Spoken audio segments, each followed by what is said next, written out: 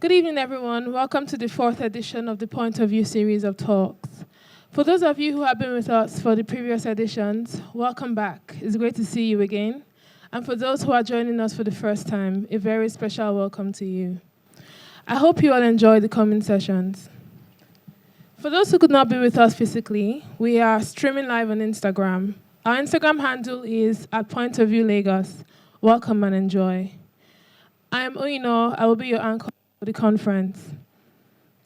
I would like to acknowledge our major partners, Alliance Francaise Lagos and the Society of Nigerian Artists. Special thanks to you for joining us to make this event possible. I would also like to acknowledge the presence of the Executive Governor of Lagos State, Mr. Babajide Sanwo-Olu, ably represented by the Honorable Commissioner for Tourism, Arts and Culture, Pharmacist Mrs. Uzamat Akinbile Yusuf.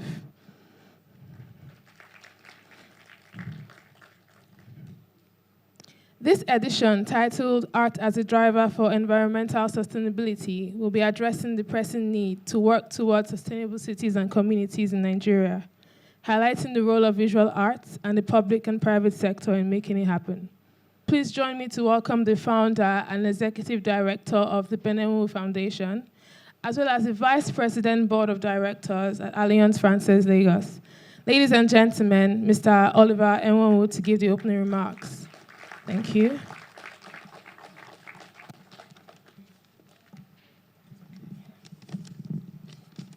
Thank you very much, Oyino.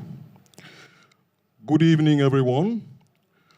On behalf of the Benewu Foundation and the Society of Nigerian Artists, it is my pleasure to welcome you to the fourth edition of our monthly talk series, Point of View.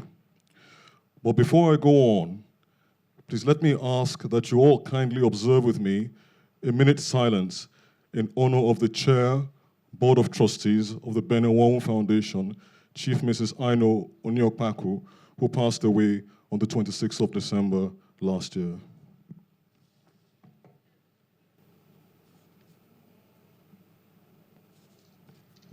Thank you. Her immense contributions to the success of the foundation and art in Nigeria will never be forgotten. The Benewu Foundation was established to preserve the legacy of celebrated Nigerian painter, artist, art administrator, and statesman, Professor Benewu. His successful 60-year career as one of the greatest artists in the world engaged a broad range of themes, from the socio-political to the economic. One of such themes is environmental sustainability. Enwonwu was indeed increasingly perturbed by the constant felling of trees in southeastern Nigeria, where he hailed from. Through many of his paintings, as shown behind me, he advocated for the conservation of these natural resources. In sustaining his legacy and in recognition of the increasing role of art in addressing such pressing issues, the Foundation has invited leading experts to discuss art as a driver for environmental sustainability and climate change. We are certain they will inspire you through this thought-provoking session on how art can preserve and save our planet for our children and their children. Once again, welcome, and please enjoy the evening. To refresh our memories of the Foundation and the Point of View series of talks, a short video will be played. Enjoy. Thank you. The Foundation's three-pronged approach involves promoting, fostering, explaining, protecting, and giving prestige to anyone's artistic, intellectual, and political legacy, maintaining a diverse multidisciplinary public program of exhibitions, projects, workshops, talks, and lectures, and promoting cross-cultural ties and exchange between established and emerging artists, designers, and curators through international residents. Ongoing initiatives include the Benewu Distinguished Lectures and Point of View, a monthly series of talks initiated in collaboration with the Society of Nigerian Artists and supported by Alliance Francaise and the Center Lagos. Point of View interrogates the evolving role of visual arts in addressing pressing issues affecting Africa and the rest of the world. The third draw from other creative disciplines and touch diverse sectors as government, science, and technology to impact policy by raising awareness, advocating for change, and inspiring action. It aims to further encourage support and funding for visual artists through public and private sector partnership, while ensuring continuing artist professional development and empowerment. On September 17, 2019, the first edition, being A Case for the Artist Resale Right, advocated for visual artists benefiting from secondary and downstream sales of their works by seeking to establish an effective system for collecting resale royalties and remunerating artists. SMA come up tonight with a draft of what they want in activating Section 13. I promise you by Monday next week, I will take the draft and get ministerial approval. On October 15, 2019, the second edition, Raising Capital Against High Value Art, sought to encourage the growing recognition of Nigerian art as a new alternative asset class, while providing a deeper understanding of using art as collateral for lending transactions such as financing business expansions and investments or high-end purchases. It also aims to support the development of art investment products as well as the diversification of investment portfolios with the integration of art. The regulatory framework is yet big. All the presentations that we might hear and all the talks that we're giving really do not carry much weight if there's no trust. On November 22nd, 2019, the third edition, themed Museums, Tourism and Urban Development, addressed key issues, trends and challenges in Nigeria's cultural tourism sector. Leading architects share their insights on the most innovative construction and design trends, using completed, ongoing and upcoming projects as examples. Museum specialists also shed light on improving visitor experiences, preservation and conservation activities, as well as on the challenges they face, while government authorities highlighted investment opportunities and spoke on museum development and destination marketing. We begin to start the process of remedying the thefts of the 700 works. And the image on the right is from one of his descendants, me, back here. And I took that picture because he works at the National Museum.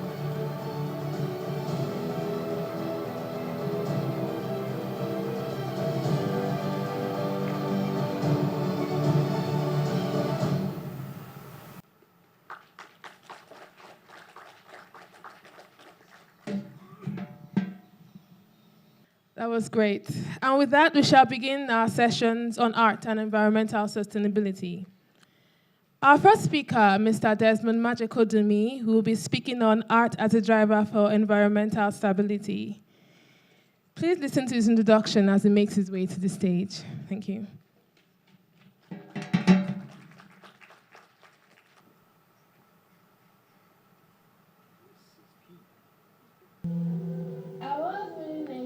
Environmentalist. Desmond Majekodunmi chairs the Lagos State Urban Forest and Animal Shelter Initiative, the FASI. A certified experimental extension farmer for IIT Ibadan. He owns and operates Majekodunmi Agricultural Project, the sole agroforestry-based cultivation farm in Lagos, part of which is dedicated to the FASI Park. Majekodunmi currently serves on the Governing Council of the Nigerian Conservation Foundation, where he chairs the Awareness Committee that assisted in introducing ecology to the Nigerian school curriculum and in establishing a National Environment Protection Agency, a National Park Authority. He is the past president and current trustee of Legacy 1995, a historical and environmental interest organization. Desmond Majekodunmi also lectures frequently on ecological management and climate change. In addition, he's an author, songwriter, and documentary filmmaker. His work includes a German green party commission, to produce a film on climate change in Nigeria. Ladies and gentlemen, let's welcome Desmond Matukoji.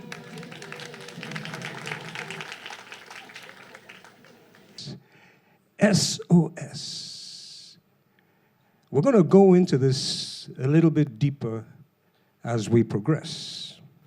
But first of all, let's take it away with the second slide. Oh boy. Right, we're getting there.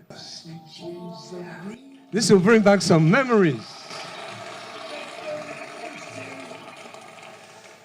I see them from me and you, and I think to myself,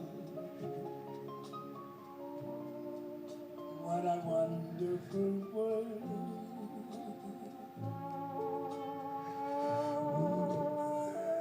I see skies of blue, clouds of white,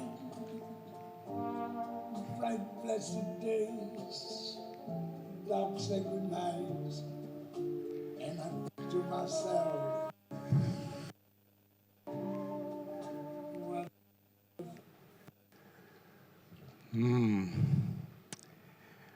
Yeah, what a wonderful world until we came along and took our sledgehammer and started battering the various systems that made it a wonderful world in the first place. Oh, Tacloban. The first one was Bahamas. That was last year. This is Tacloban, Philippines, just a few years ago. This ship was 3/4 of a kilometer away from where it was moored, until a climate change-inspired tsunami wave picked it up and threw it right here. Right here. Yeah. Yeah. A climate change tsunami wave. Oh, and by the way, that wave that came, and the tsunami that created it, and the hurricane that created it, was totally unprecedented. They'd never had that sort of hurricane in this location before, ever, ever. What a wonderful world. Oh, Alpha Beach, yeah. So that's just down the road. This wasn't too bad, but it could get a lot worse. Many of you might have seen this in November, yeah? It was based on a lot of factual evidence. Okay? How rising seas may wipe off Lagos, others by 2050. Next slide, please. Goldman Sachs, you might be familiar, is a very conservative investment organization. And they don't spout out statements anyhow. And what did they say? Lagos is at risk of being partially submerged. It's a serious issue. This location that we're in now, if we don't do the right things and stop doing the wrong thing, we'll be underwater in 30 or 40 years. We were warned 25 years ago. We have a global emergency. Yeah, that's what it is, a global emergency.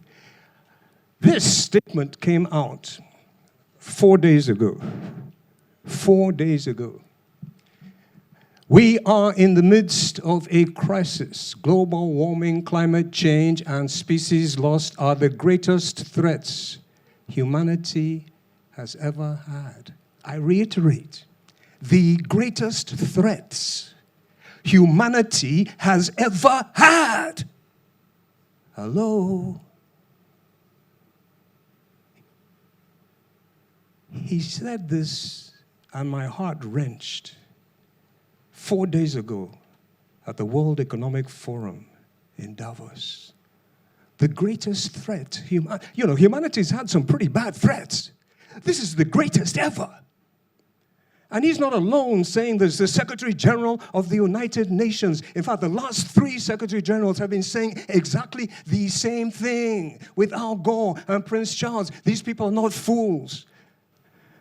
Can we just hold it there a sec? Because I need to acknowledge that this is an art function. And because of the severity of the situation, I am so deeply touched that the Ben Nwonwu Foundation has lent that powerful name to this great cause.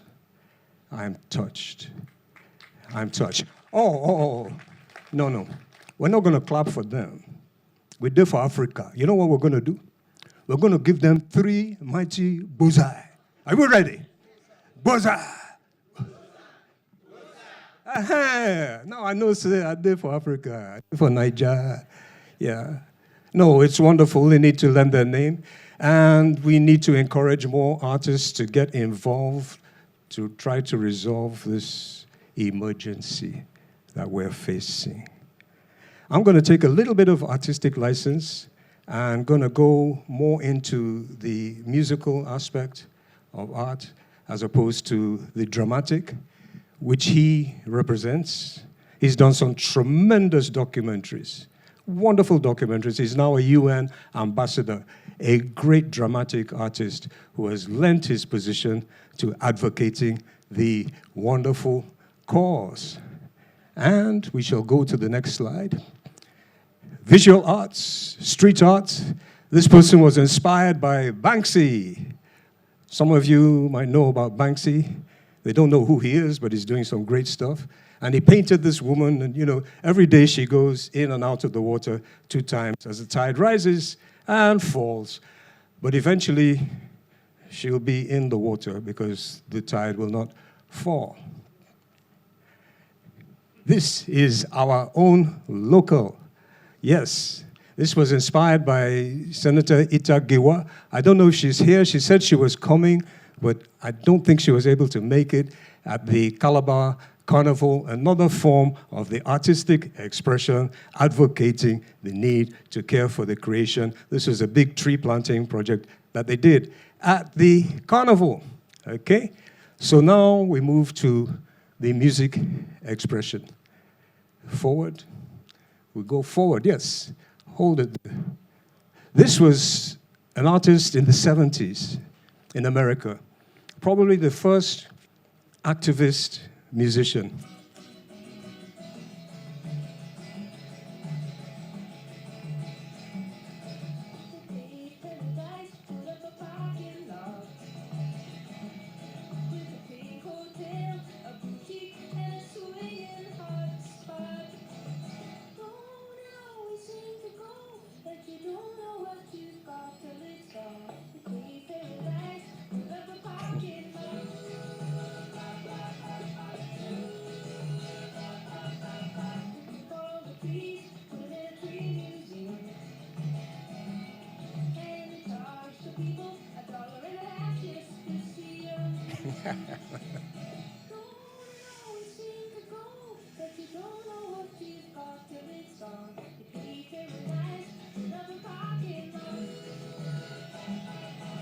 She inspired me personally so much. I mean, the lyrics there, they take paradise, put up a parking lot, cut the trees, put them in a tree museum. I was so inspired. And when I met my wife, Sheila, next slide, please. She was also inspired by that. And that's what started us on our journey 30 years ago to promote the green cause. We'll hear a little bit of the audio and see a few old pictures of dear Sheila and myself.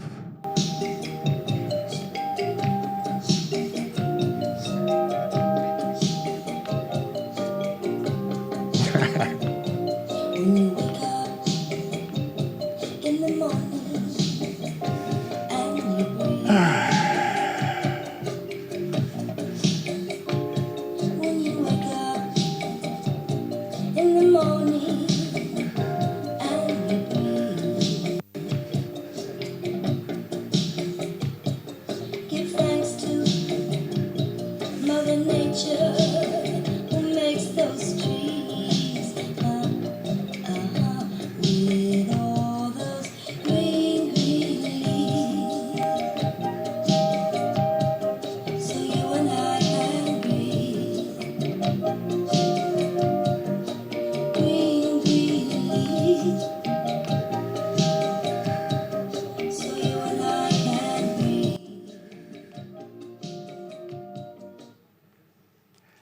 Wow. Unfortunately, Sheila did not stay around long enough, and she passed on before we could make a music video. Ah. But I can assure you, she passed on to a place where they're not putting up any parking lots. We were, however, able to present the green leaves to His Royal Highness, the Duke of Edinburgh, who encouraged us so much and told us that this, how did he say it? Well, this is jolly good, you know. This is absolutely marvelous stuff. I mean, I couldn't quite understand, but I think he was. Yeah, we were really encouraged by him. Yeah, but back to the reality on the ground. The world is reaching the tipping point beyond which climate change may become irreversible. If this happens, we risk denying present and future generations the right to a healthy and sustainable planet. The whole of humanity stands to lose. As Baba Kofi Annan. What are we doing? Artists, wake up! Wake up for the cause. Wake up for the cause. Wake up. Well, they did wake up. And these artists, who were inspired and led by Paul McCartney and Jean-Paul, actually made a wonderful recording, which was released in 2015. In 2015, this wonderful recording, and it was released at the COP25.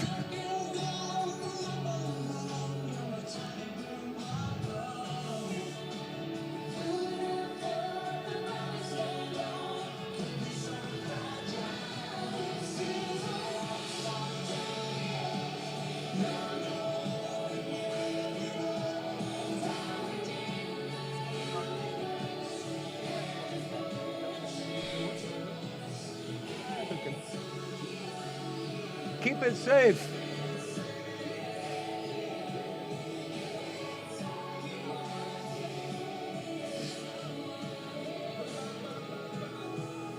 Mama Earth is in a crazy mess. It's time for us to do our best.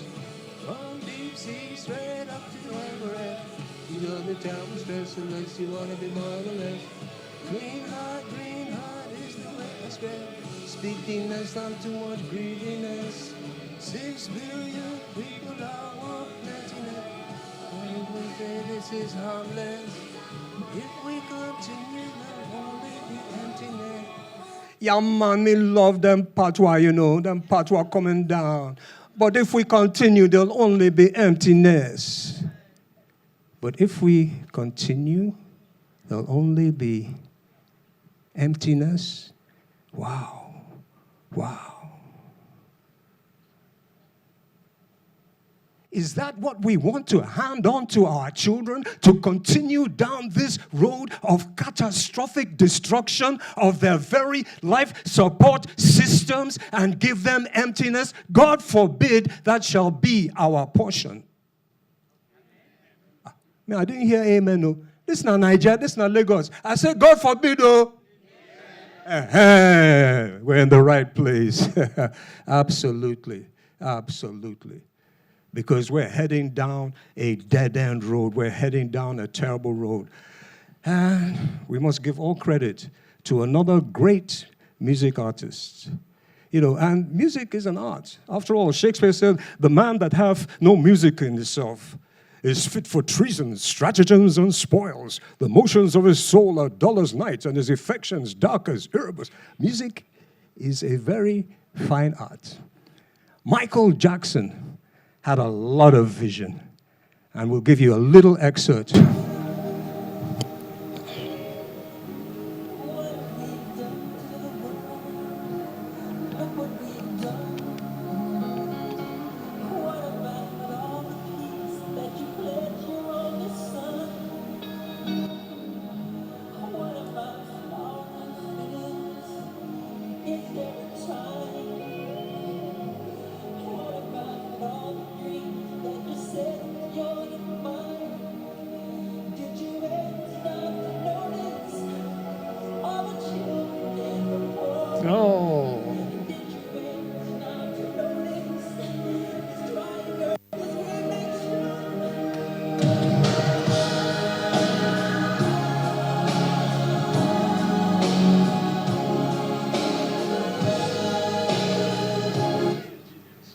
again.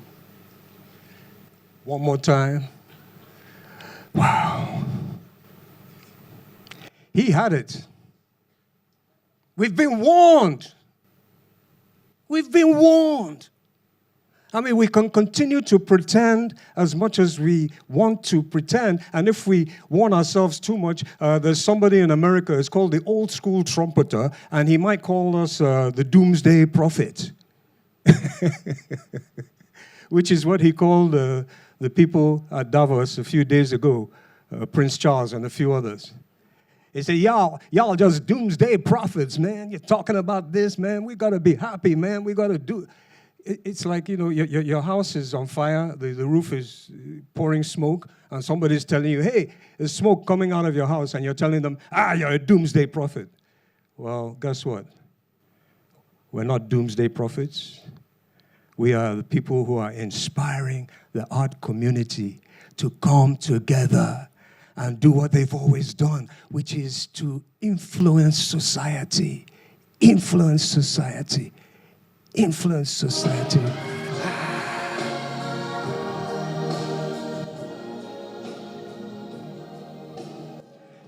This shall not be our portion. There is good news. Good news. Good news. And this is the good news. Oh, this place is in Sumatra, okay? And it is a very great habitat for orangutans, okay? But it was converted to oil palm plantation, and the orangutan species have died out almost. So a bunch of artists got together, and they sold their art, they raised money, and they have purchased this large stretch of land, and they are reverting it back to forest so the orangutans can come back. And the forest can play its constituted role, which is to be a carbon sink, which is going to help us from going down this crazy road which leads to nothingness, done by artists. And that's what we're trying to inspire our art community to do now. But as I close, we have to acknowledge that either you're part of the solution or you're part of the problem. Okay? So, we're going to test you all right now. Whether you want to be part of the solution and sit comfortably and just, let it all happen, doomsday prophet. Or you really, really, really want to be part of the solution and do the right thing. These are the lyrics to a song that will be released to launch the tree planting campaign in Nigeria. Nigeria is committed to 25 million trees. It's part of the Trillion Tree Project. And this is the solution to the problem. Stop the pollution, get the trees back in there. So, I have a very simple question to ask you. Do you want to be part of the solution? Somebody actually had the audacity to say no. Come out here. Come. We go drag this thing because I'm a grandfather. And if you say no, you want to threaten the future of my grandchild, and we shall drag it on an intellectual basis, first of all. And if that doesn't work, we have Tunde Arogumati here, who is very, very well built to take it to the other level. Do you want to be part of the solution? Yeah, okay. You know what we're going to do? As a symbolic gesture, we're going to sing this song. Those are the lyrics. And here comes the music. And I want you all to join in to show that you are symbolized in being part of the solution. So, here it goes. That's what it sounds like. Let us plant a tree today. Everybody, make the rain fall, keep the noise, Let us plant a tree today. Make the rain fall, keep the air. Let us plant. Everybody, come on. Make the rain fall, keep. Let us plant a tree today. Make the rain fall, keep the desert away. Let us plant a tree today. Make the rain fall, keep the desert away. Yay! Thank you so much. Thank you very much. We'll be taking questions at the end of it, at the end of the conference. You can meet the speakers to ask your questions. Climate change and global warming are not buzzwords. We need to save our natural environment for the next generations to make sure everything is working fine. We can't afford to lose it. I commend every individual and organization working towards making this happen. Our next speaker will be presenting on Waste to Wealth, the growing market for recycled art. This is Mrs. Sandra Mbanefo Obiago. Please listen to her introduction as she makes her way to the stage. Thank you.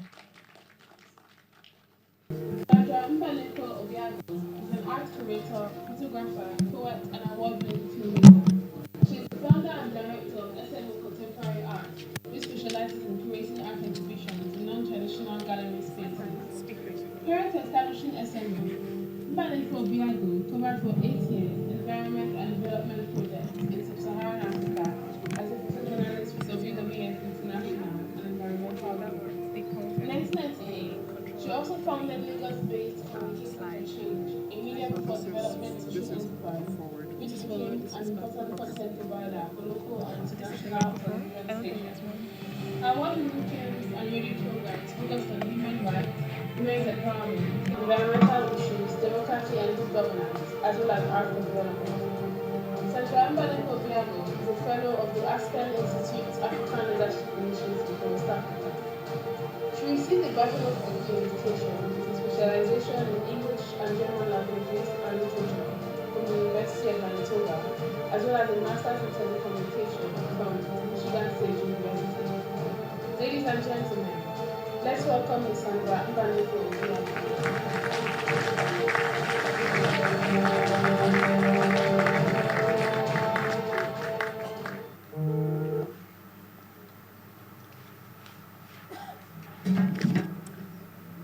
Good evening, ladies and gentlemen. It's a real honor and a pleasure to be here. And I just want to say a huge, awesome thank you to Desmond Majakodumi for that powerful presentation. I think we should give him another round of applause.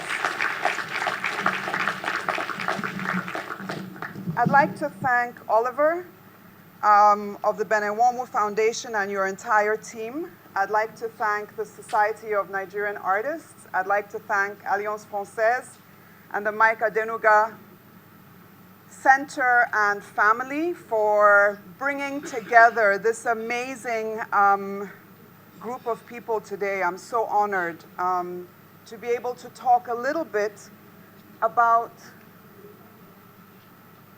my topic, art as a driver for sustainability and sustainable environment, and specifically looking at waste to wealth as it comes to recycled art. One of the criteria for this talk was there were 3 things that I was supposed to address. 1 is to raise awareness, 2 is to advocate for change, and 3 is to inspire action. So we're here today to make a difference. And I hope that by the end of this presentation, if it will ever come up, we'll be able to together form, agree that we will make a change. So I'd like to ask 3 questions. What are our most pressing environmental issues? And Desmond has already started us off very poignantly on this road with some really scary images and some very powerful, evocative messages. So what are our most pressing environmental challenges? The second thing is, what is true wealth? Like, we're talking about waste to wealth, but what is wealth? Do we agree on that? So let's start off with the context. In 2015, 4 in 10 Africans, or over 416 million people in Africa lived below $1.90 a day. That's the context.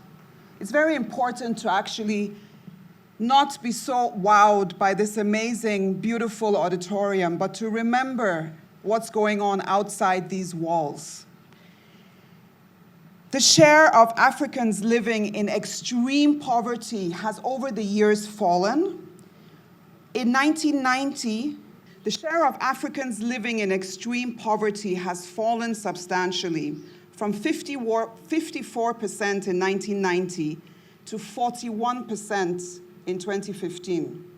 So the percentages are going down, but due to high population growth during the same period, the number of poor people between 1990 and 2015 has gone from 278 million to 413 million. That's almost doubled between 1990 and 2015. And this is a very, very shocking statistic, according to the World Bank. If we don't do anything, and if circumstances remain the same, global poverty will become increasingly an African phenomenon and rise to 90% of the population in 2030. Actually, when I saw this, when I was preparing this presentation and I saw some of these statistics, it made me have running stomach. Literally, I can't imagine that 90% of our population in 10 years will be extremely poor. That is unacceptable. Let's park that. What are our main environmental challenges? According to UNEP, there are 4 main challenges that we're facing in Africa today. The first one is, as Desmond has said, the impact of climate change. One of the most important environmental challenges is the impact of climate change, considering that most African economies still depend on the agricultural sector. Okay, so climate change is a big problem.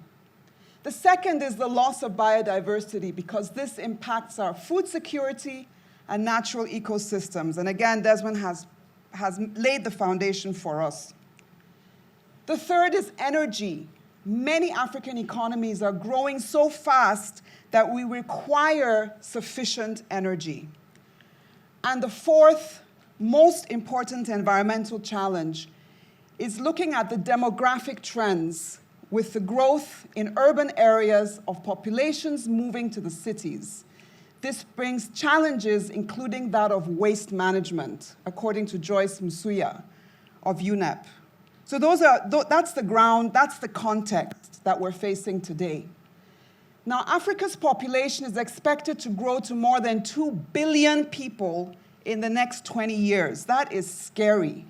A rise from 800 million today. And if we think about this, most of the population pressure is going to be in towns and cities, right? And there's going to be huge demand for new houses and infrastructure and, again, energy. So when we think about Lagos, which is growing every day, we just have to face the traffic. We just have to take a drive and try and go to the Yemisi Shillong Museum and see the amount of growth there is in this city. Right now, there is about, on average, 22 million people, and every day there are more people coming into the metropolis. So what wealth are we actually talking about? What is our criteria for sustainability? According to UNEP, Amina Mohammed, who is our very own sister, we're so proud of her, in Agenda 2063, African heads of state agreed that there were 7 key aspirations which would make us become more sustainable and have a wealthier future. So those 7 key aspirations are inclusive growth and sustainable development, good governance, respect for human rights, strong cultural identity, people-driven development that will then have an Africa that is a global player. So our wealth is not just talking about what's in our pocket. Let's also remember that the greatest resource that we have is right here because there are not enough seats, right? It's our people. We're endowed with about 1.2 billion people, 43% of which are below the age of 15. Is that not staggering? Like, think about it. Almost half the population of Africa is below the age of 15. What are we doing to address this situation? If we can really harness the human potential, then we're going to start making strides towards sustainability and towards the wealth that we're supposed to be addressing today. So can art begin to address these fundamental issues and improve our individual and our collective wealth? Who says yes? Oh, wow. Okay, I'm going to prove to you that it can. Let's look at the global art market. According to the Art Basel and UBS Global Art Market Report of last year, the global art market is worth 67.4 billion US dollars. Wow, that's a pretty nice sum. Now, if we look at the value and where it comes from, almost half is generated in the US, about 44%. UK has a huge chunk. China, UK is second, China is third. And then there are a lot of European countries. And how much is the rest of the world with Latin America, Southeast Asia? 6%. Where do you think Africa fits in here? Yeah. However, there is hope, and there's good news. Last year, at just one auction, Sotheby's, in March, they generated, in their modern and contemporary African art sale, almost $3 million. And listen to this is so exciting. Almost half of that money was generated by one artwork by Ella Natsui, which went for $1.4 million. So when we're talking about recycled art, that's a pretty big lion's share. So I think we're sort of warming up to the idea that, maybe recycled art somewhere along the line can generate some pretty good pennies. The Nigerian Art Market Report by Jess Castellot looked at the increase of the value of the auction market. So in 2017, the value of artworks by Nigerian artists sold at African art auctions increased to $5.5 million. It's small, but it's significant. And we need to look at the trends. Now, if we look at the number of artworks sold at auction in 2017, there were 16 artists that did tremendously well from Benenwonwu, and that's why the Benenwonwu Foundation is so important, because he's one of our greatest artists, yes. But these are the highest, these are the artists that sold the best. Out of 16 Nigerian artists with top auction records, almost 40% use recycled media in their work. That's encouraging. It's an interesting trend. Giles Pepiat of Bonhams gave us a good quote. He says, "The appetite for contemporary African art continues to grow," and that is a fact worldwide.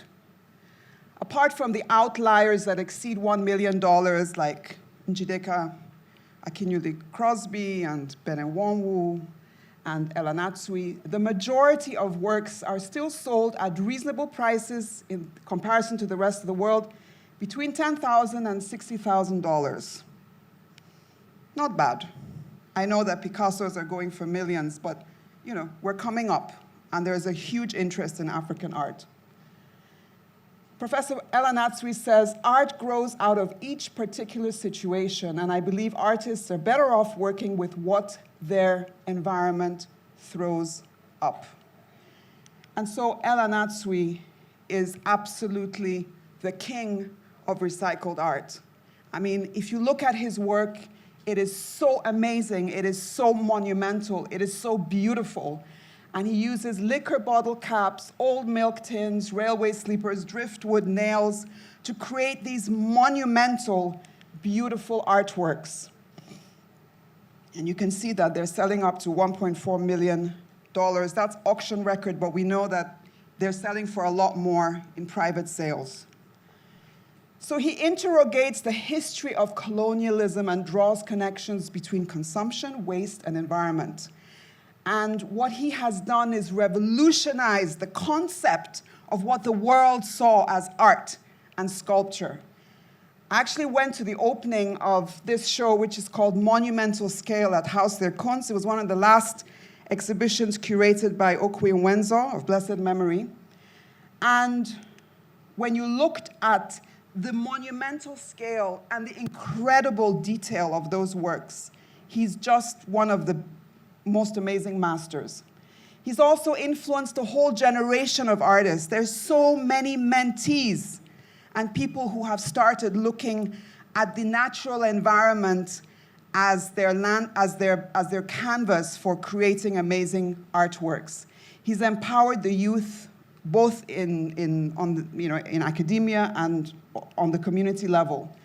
I went to visit his studio in Nsukka a few years ago, and there were literally, thank you, can you open it for me? There were literally 20, 30 people working there and around the world. So it has really, really, really made a huge difference.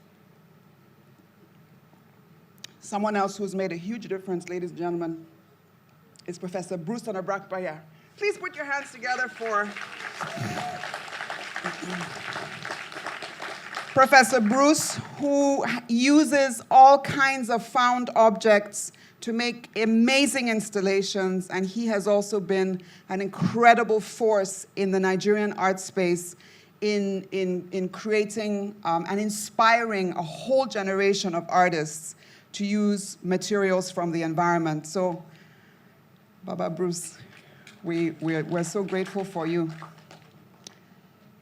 This is another amazing Elle. Nana Okore is one of Elle's mentees. Now, she's a different artist. She has a different interpretation. She now uses biodegradable materials like newspapers, ropes, thread, yarn, fiber, burlap, etc. And she creates these amazing installations. And in a very different way, she's inspired by the natural world. Her works range from $5,000 to $60,000. And she creates these beautiful, fragile, ethereal works that almost float through spaces. There's such an authenticity of her inspirational expression. And I always say to people, you know, it's okay that recycled art is trending, but it has to come from a place of truth. So Nena is the kind of person who goes into the forest almost on a daily basis and then comes back and creates these works that almost look like they've come out of the forest. She's very inspired and committed to the power of nature to heal, to energize.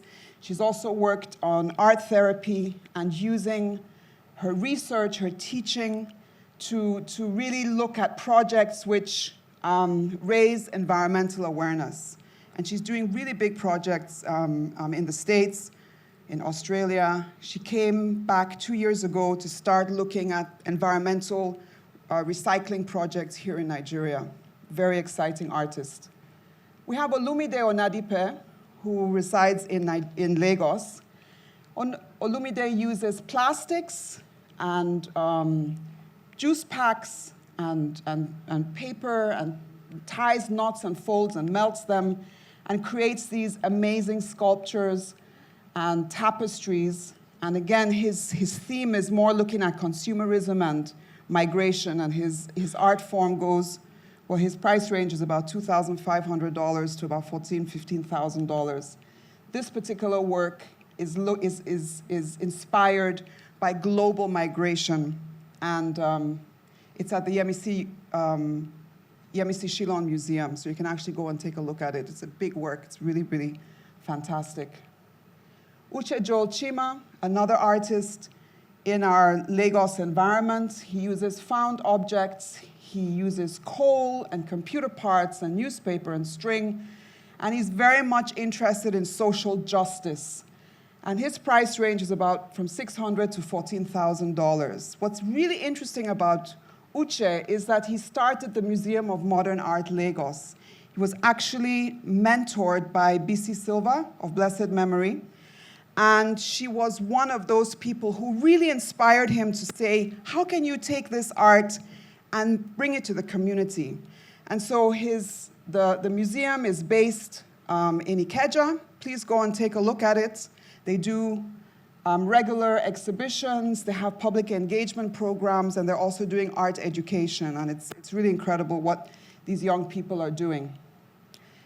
Elias Sime is an artist from Ethiopia. He won the African Art Award from the Smithsonian National Museum of African Art in 2019. Professor Bruce, I think you won it in 2017? Yes. And he's also been shortlisted for the Hugo Boss Prize this year. Elias Sime uses found objects such as computer motherboards, phone components, thread, buttons, plastic, etc. And he creates these huge assemblages, installations with these found objects. He's particularly interested in architecture and traditional housing and culture. And his prices range from about $65,000 to $300,000. I had the amazing opportunity last year to visit Addis Ababa and visit the Zoma Museum. Zoma Museum opened March last year. It's been his baby. He's worked on this for the last 4 years. And it's an incredible center which he and his co-founder, Meskere Masegwet, started on a garbage dump in the middle of Addis and created this beautiful oasis that is made up of a primary school, a horticultural center, traditional medicinal plant section.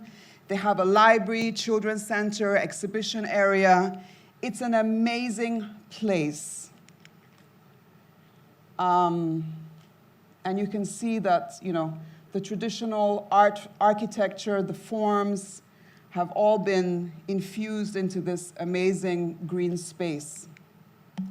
So the impact of his art, yes, he's made money, personal wealth, but the most important impact is community wealth through education, employment, environmental sustainability, cultural preservation, artistic production.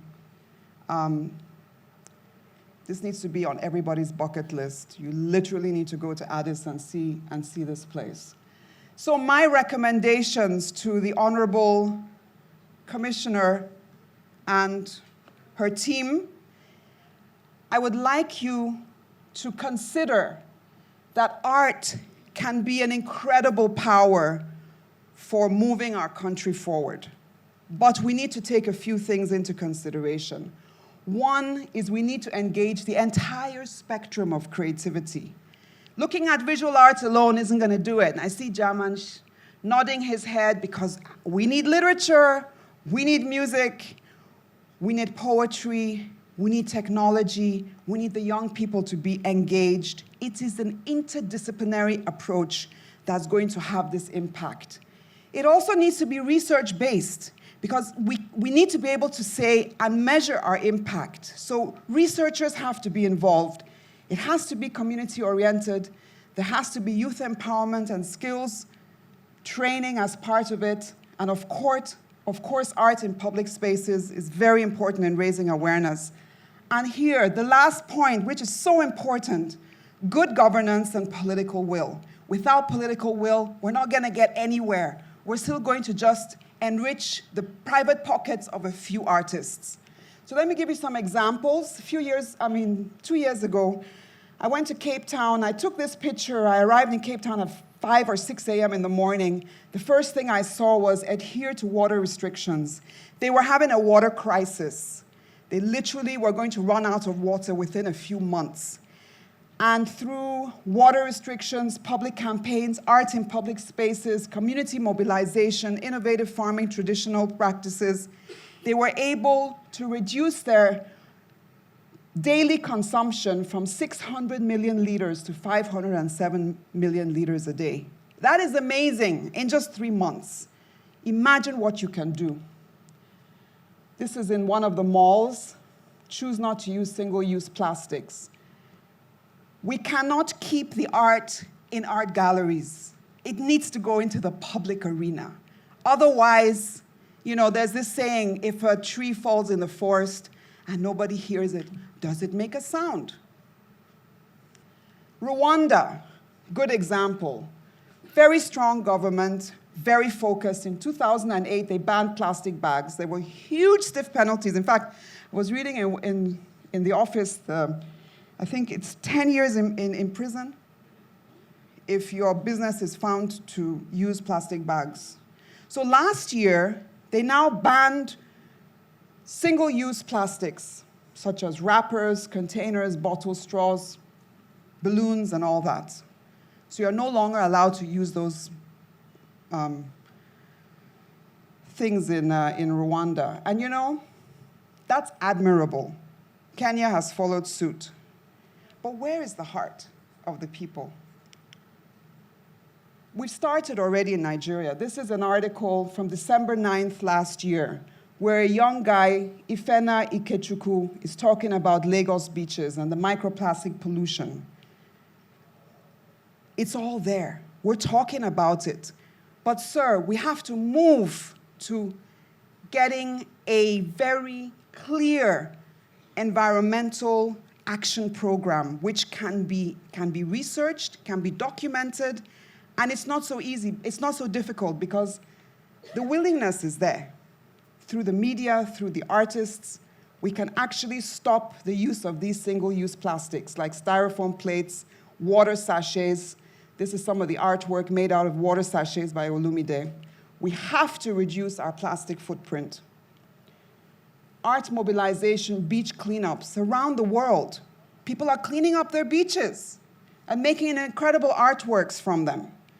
Nigerian artists are working on similar projects, but they need support, they need funding. In fact, Raul Olawale da Silva actually lives on Takwa Bay and has been working with the young kids on the beach to collect the garbage over the last couple of years. So the opportunities are there, the interest is there, but we have to galvanize it. So ladies and gentlemen, I would like to leave you with a quote by Wangari Maathai, who I met at the UN Environment and Development Conference when I was a very young journalist in 1992, and she became a Nobel laureate. And she was this very sweet mama wearing her wrapper and her, her headscarf. She came from Kenya, and she just had a very simple message.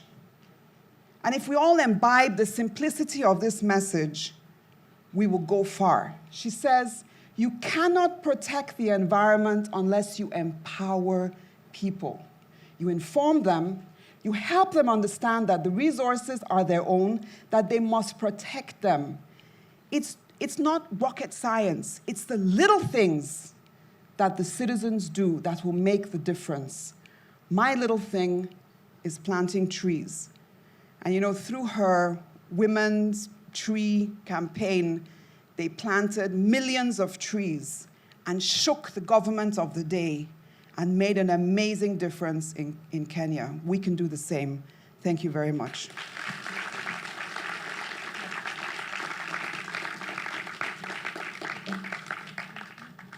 Thank you. All right, the last presentation on the role of education in propelling climate change. 5 Cowries Initiative, a case study, will be delivered by Mrs. Polly Alakija. Let's listen to her introduction as she makes her way to the stage. From the UK to Nigeria in 1989.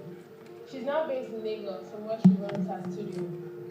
As a visual artist, she has exhibited in Nigeria, South Africa, and the UK. As an educator, Alakija has engaged communities at different levels, from primary healthcare programs to teacher training. Her studio designs and delivers community-driven programs. She's chairperson of Lagos State Council for Art and Culture. and works as a cultural advisor in public and private sectors on both technical strategy and programming. Koyala Kija is co-founder of the Five Careers Arts Initiative, which leverages the arts to offer an inclusive route to education by enhancing educator capacity for positive educational and environmental outcomes. Ladies and gentlemen, let's welcome Koyala Kija.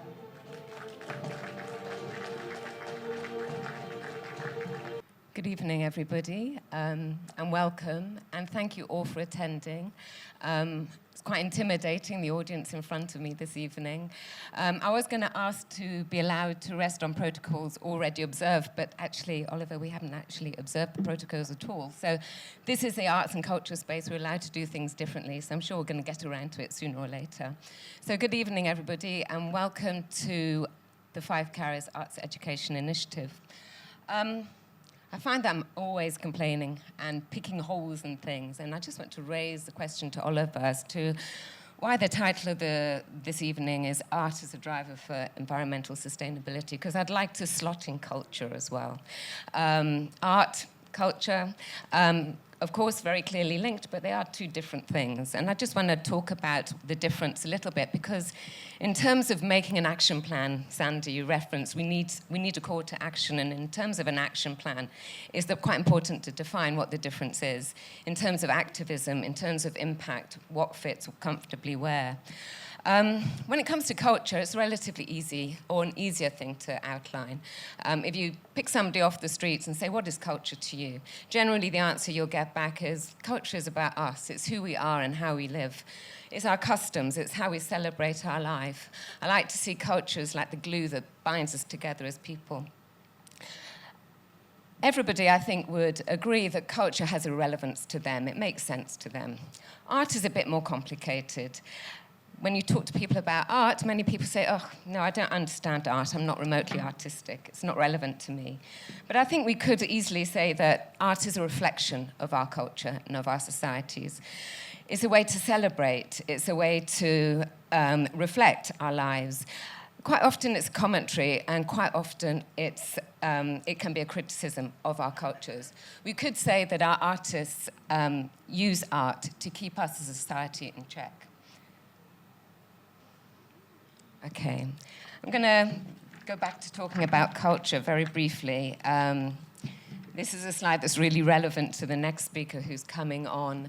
And in terms of culture, when we're talking about policy and city leadership, I often bring up this slide to illustrate how culture is relevant to all areas of our lives, especially in urban environment and when it comes to city leadership. And this is Justine Simons, Deputy Mayor of Culture for the City of London. And when she talks about culture, this is how she looks at it, that it fits into crime, health, economy, education, housing, community, quality of life. In fact, culture is about everything to do with our lives and how we live.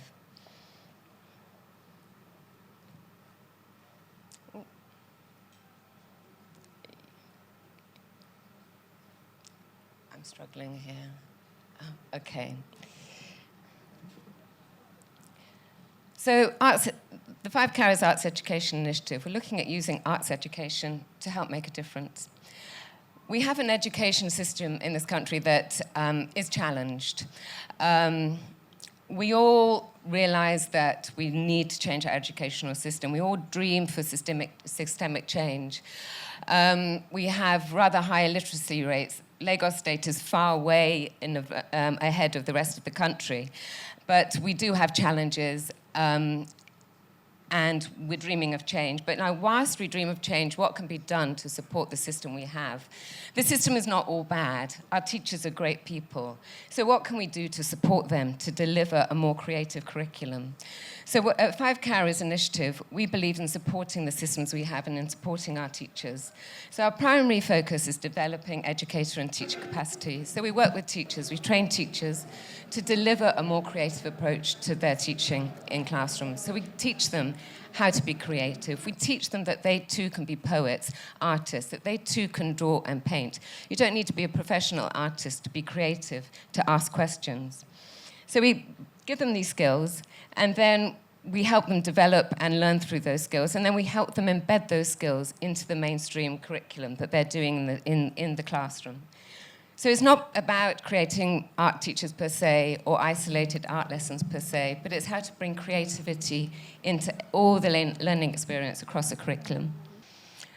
So when I work with young people and young artists, and one of the first questions I ask them is, would they consider becoming an educator and becoming a teacher? And invariably, the response is an emphatic no. Why would I? But then after some time, when they've been working with us, I see them in their element, when they've got their sleeves rolled up and they're working in the classroom, working with other teachers. They really come into their own, and they understand the incredible privilege of being able to work with young people and make an impact in their lives. When it comes to training and working with teachers, and we're talking about issues around climate change and the environment, we have a lot of work to do. Last year, we worked with about 60 educators and teachers. And when we were talking about climate change and asking teachers to explain some concepts, they were completely stuck for words. Concepts like climate change, global warming, carbon footprint, extinction, ecosystem, the blue planet. Our teachers could not explain those concepts at all. We started talking about fossil fuels and hit a complete brick wall. So if our teachers can't understand these concepts, how on earth are they going to deliver those concepts to children and unpack it and give the kids the skills they need to understand the issues around those conversations? My story of energy. So our approach is to train our teachers to bring creativity into the classroom. We all know what the 3 R's are: reading, writing, and arithmetic. So what we believe in is the 4 C's: creativity, collaboration, communication, and critical thinking. So what we try and do is get our teachers to understand how to bring those core skills into the classroom. We believe that those are the skills that our kids need to be empowered individuals, empowered members of their families and communities, and at the end of the day, empowered people who can pick up jobs and become impactful people in the workforce. In this picture here, you've got, these are kids at Ireti Primary School.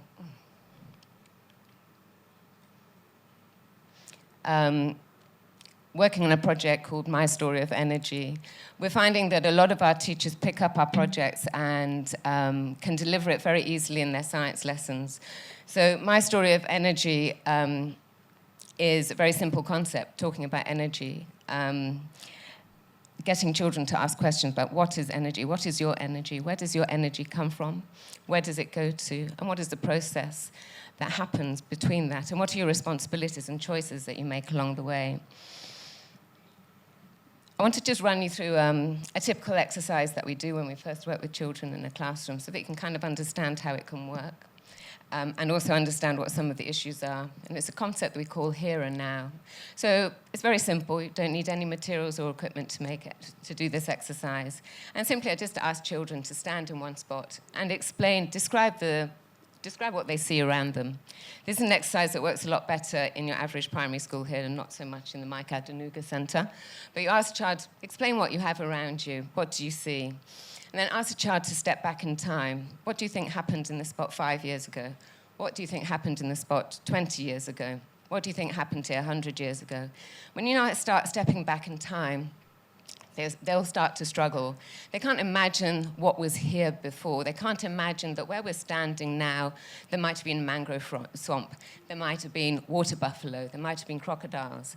They can't imagine that history, let alone know the real history of that space. That, you know, in Lagos and the waterways, what happened with the waterways, what happened with the trade.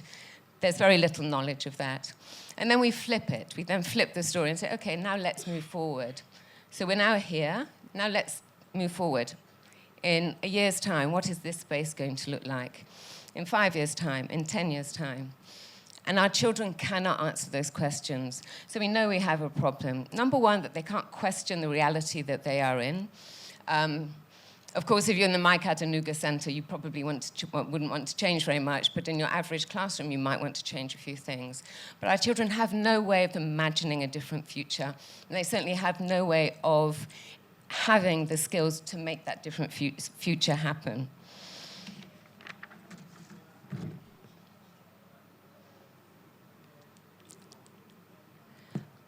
This image is of a mural painted, or a part of a mural painted by some children in a very rural area.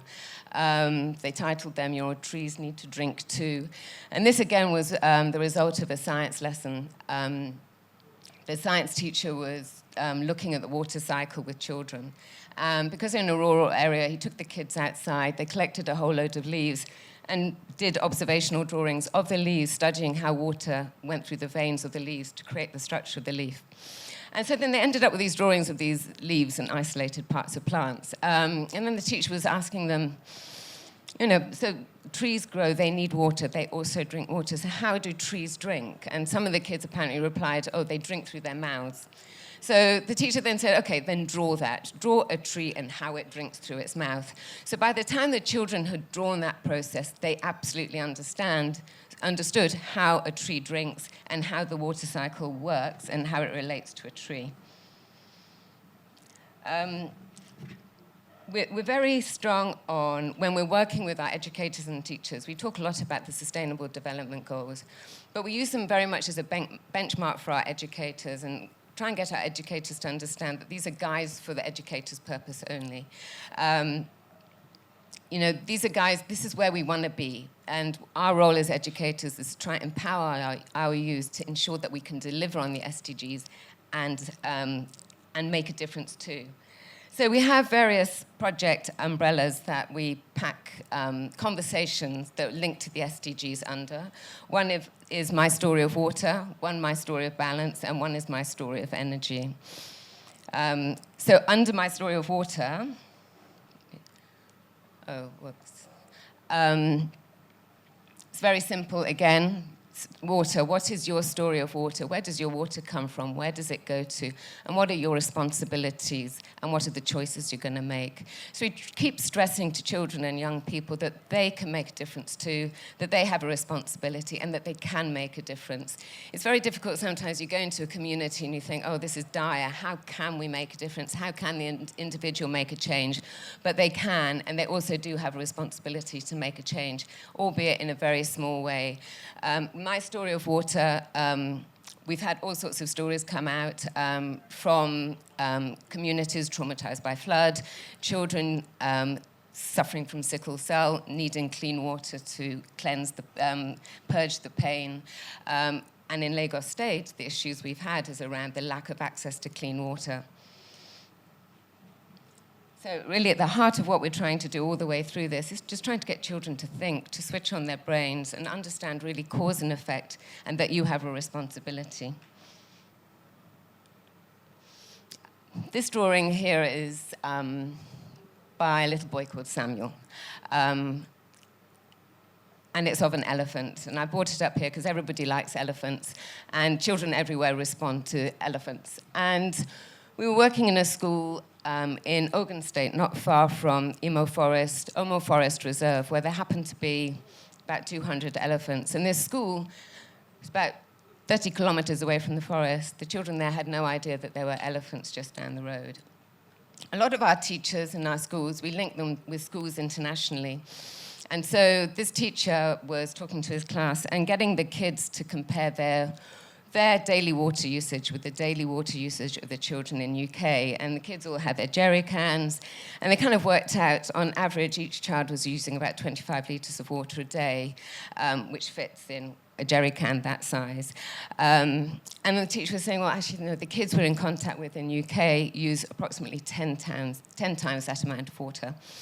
And then he was talking about the elephants, because he then found out that more or less elephants use the same amount of water on a daily basis as a child in UK. So then the teacher thought, okay, let's draw this story. So he got the kids to start off by drawing themselves having a bath. And kids love doing that because they're all naked and they get the soap out. So there are all these drawings of these kids having their bath, and of course everybody was having a bucket bath. And then the teacher said, okay, let's draw the elephants having their bath. And all the elephants were all having bucket baths as well.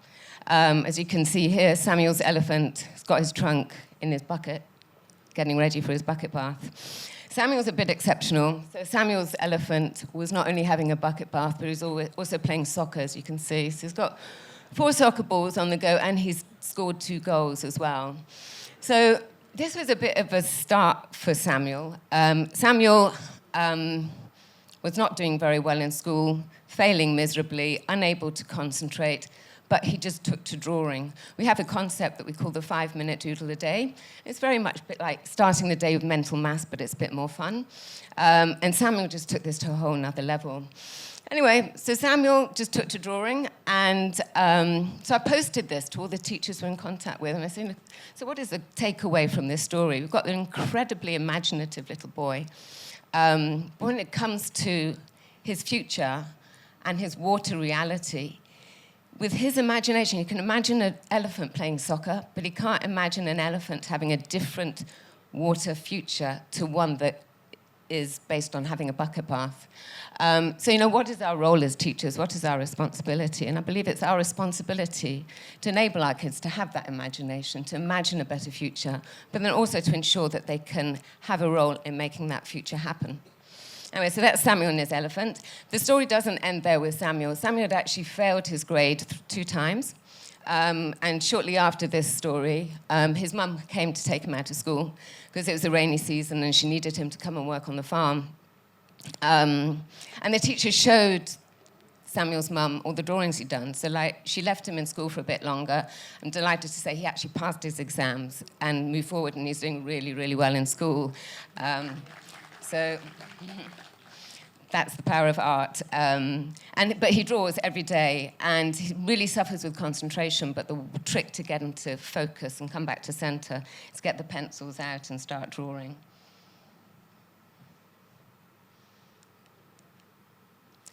So, art in the public space, Sandy, absolutely. We need these stories in the public space, and I have to say I'm most grateful to Lagos State for supporting me in putting art in the public space. LASWA in particular have been wonderfully supportive, and with my story of water, we've worked very closely with LASWA. LASWA, of course, Lagos State Waterways Authority, is tasked with getting people on the water to help make our daily commutes better, more pleasant. And what needs to be done to get people back on the water or to use the water, we need a cultural shift. We need people to stop being scared of water. We also need people to look after our water, stop throwing refuse in the water. So we work very closely with LASWA, and they enable us and allow us to use their beautiful facilities to exhibit the children's artwork. At 5 Carriers, we're quite big on showcasing the artwork that we produce. Luckily, arts and culture is cool and it's fun, and people want to see it and people want to be involved, which is why we kind of have quite a high success rate in winning the teacher. But then also it means we have something glorious to show off and show the public, and something that attracts attention and means we can take the conversations further and reach a broader audience. So with LASWA, we currently have this display at the 5 Carriers Terminal at Fallamore, and also we have another display at Ikorodu Ferry Terminal. We also take our children's artwork and the work of our children internationally. In 2019, we took the work both to SIWI, World Water Week in Sweden, in Stockholm, and we also showcased on the South Bank in London and had an exhibition at City Hall in London with the Mayor of London's team. Between all our spaces, we had over 2 million visitors to our sites and to our exhibitions. And I want you to understand that that's a big clap for our teachers and our kids, but also for the subject matter and what we're talking about. This is a subject and a story that the world wants to hear and is interested in engaging with. It is a global conversation, and the reaction we had from people who saw our children's stories from Africa, was overwhelming. The conversations around it were interesting too, because immediately there was an immediate acknowledgement that the voice of the child and the language of the child has this universality that, the jerry cans and the exhibitions we put on in London and in Sweden could have been painted by children anywhere. The exhibitions as well led very comfortably and easily to conversations that were a bit tougher about questions about how we educate and why we educate and what are we trying to achieve through our education. And is the education that we were supporting 100 years ago relevant in the contemporary world, especially with the issues that we're up against? it also brought up immediate conversations about inequalities. The fact that, that Africa is the least pollutant continent on the planet, but actually the one that's suffering the most. So that was soft power at work for me, and I'm just so proud of the work of our teachers and our kids that it got so much attention.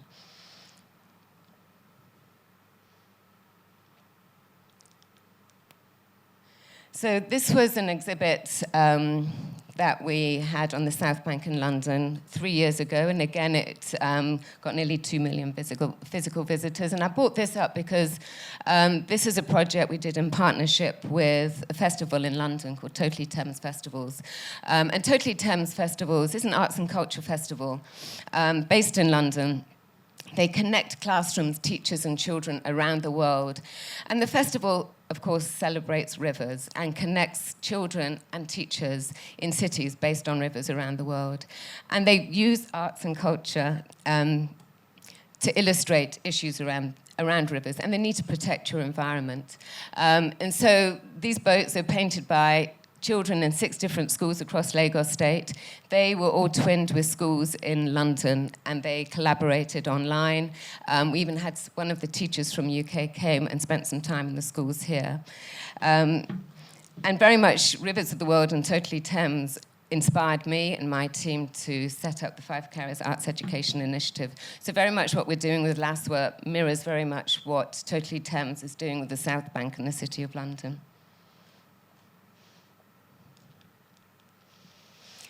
So we work very closely, or one of our delivery partners is an oil and gas company. So they approached us a while ago to see whether one of the pillars that their foundation supports is education.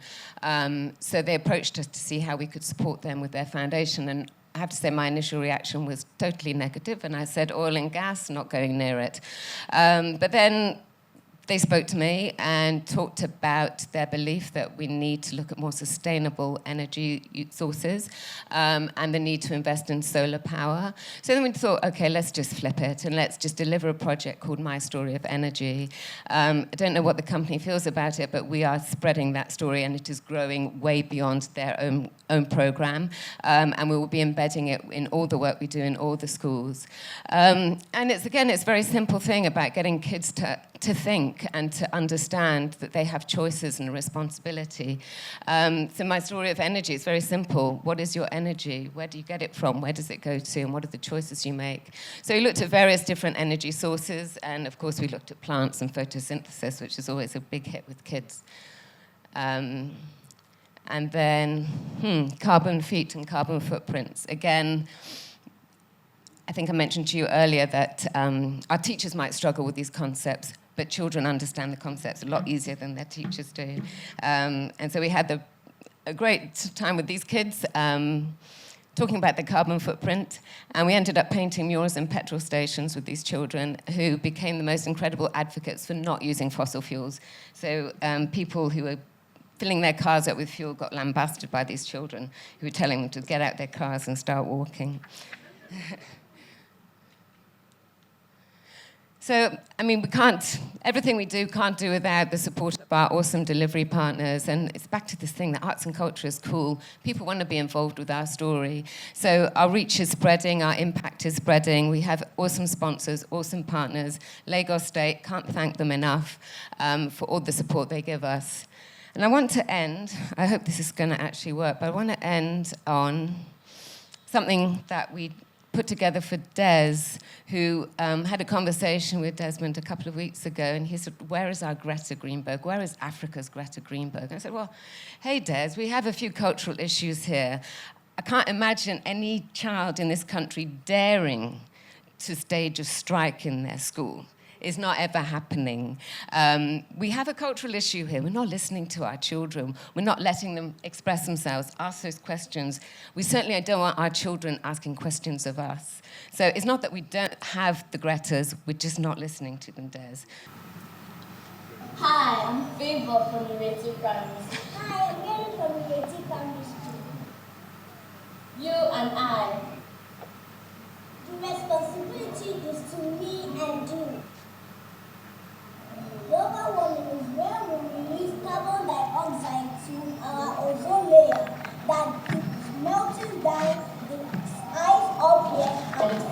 down as rain to our sea, and it causes the sea level to increase, and it goes down to the country around it, and it causes flood and destroys this world.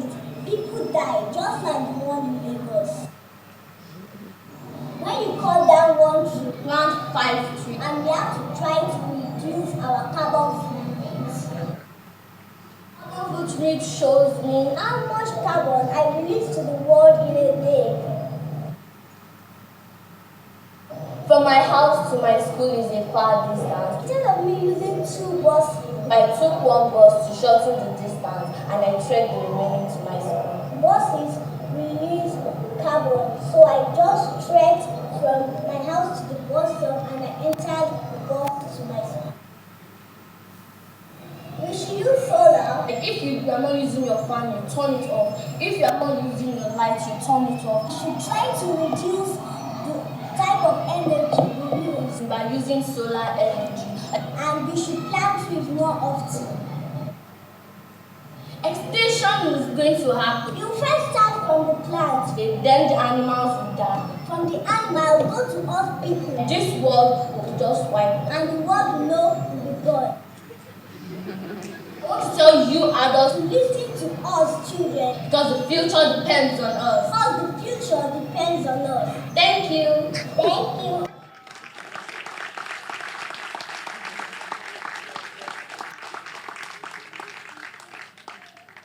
So Des, there you have it. We've got millions of Gretas for you. They're just waiting to speak. So they're ready when you are. Okay. So thank you, everybody.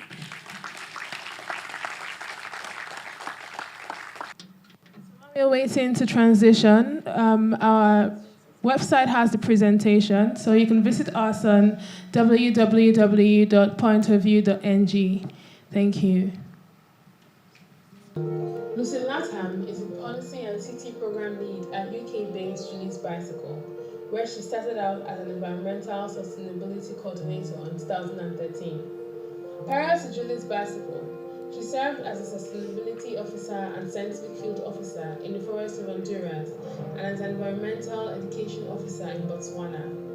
Today, she works with key cultural actors in the UK and internationally, delivering research, training, consultancy, and advocating for the strategic integration of environmental and climate action within the cultural economy. Her work focuses on the role of culture in driving urban transformation, convening cultural and environmental stakeholders in cities, and supporting cultural policy aligned to the Paris Agreement and Sustainable Development Goals. Ms. Latham holds a Bachelor of Science degree in Environmental Science from Newcastle University and a Master of Science degree in Social and Political Theory from Berkeley University of London. Ladies and gentlemen, let's welcome Ms. Latham.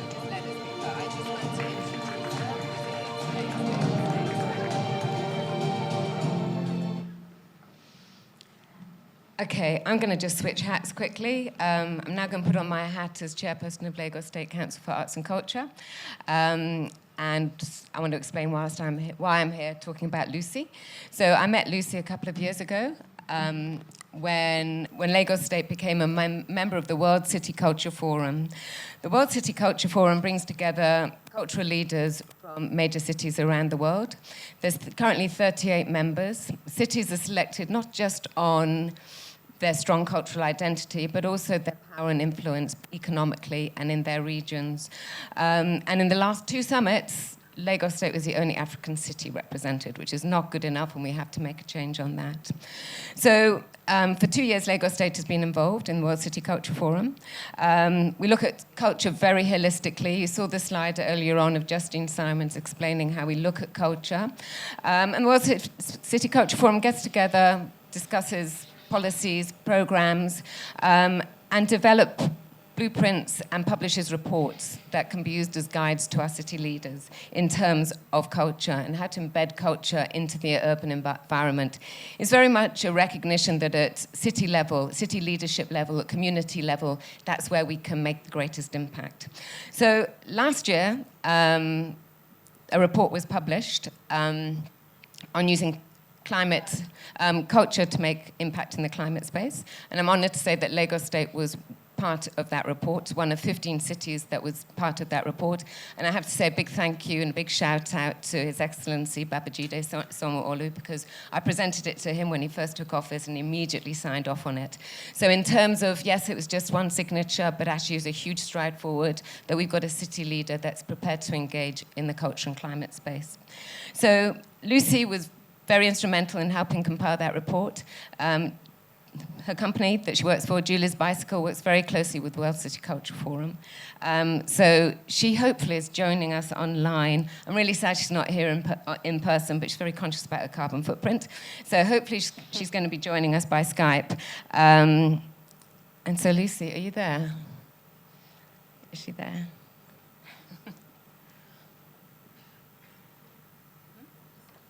Okay, apparently they're setting it up.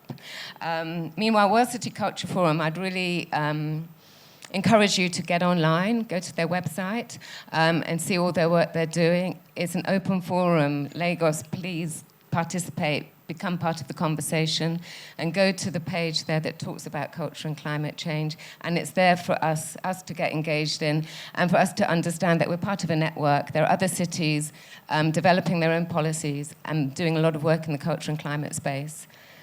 So, hopefully. Yay, she's there. Hello, Lucy. Hello. I hope you can hear me. Yes, we can. Yes? Great. Okay, well, thank you so much for inviting me to speak and to present. I really do wish I was with you, but unfortunately, working from London is the most sustainable way of presenting. So I work for a charity called Julie's Bicycle.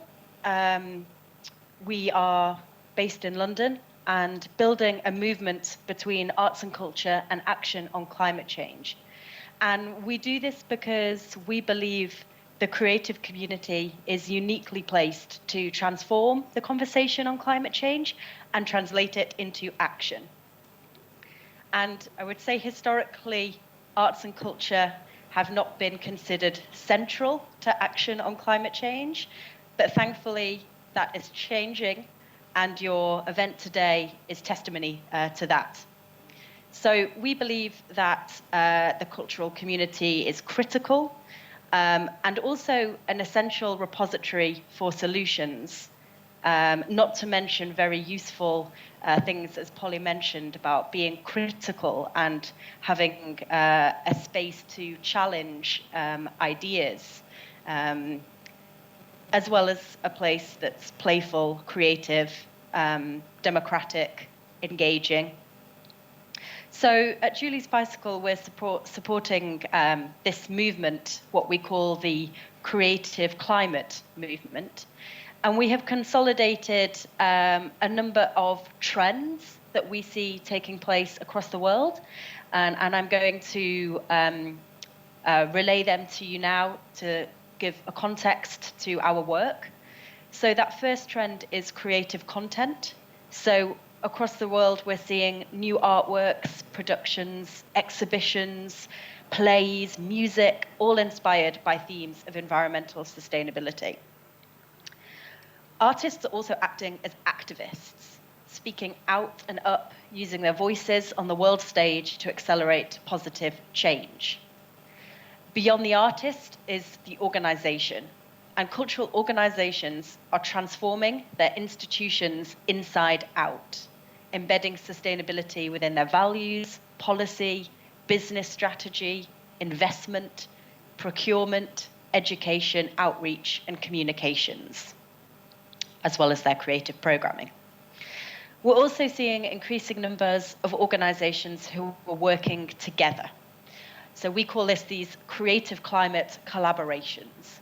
Organizations and individuals coming together on sector levels, regional levels, national levels, to share resources, knowledge, and solutions, and benefiting together from a shared vision and a joined up and louder voice. Design and innovation. from architects rethinking urban space, designers turbocharging the circular economy, and arts organizations experimenting with collaborative business models. This is material innovation, clean energy technology, new pedagogies of learning, new value systems.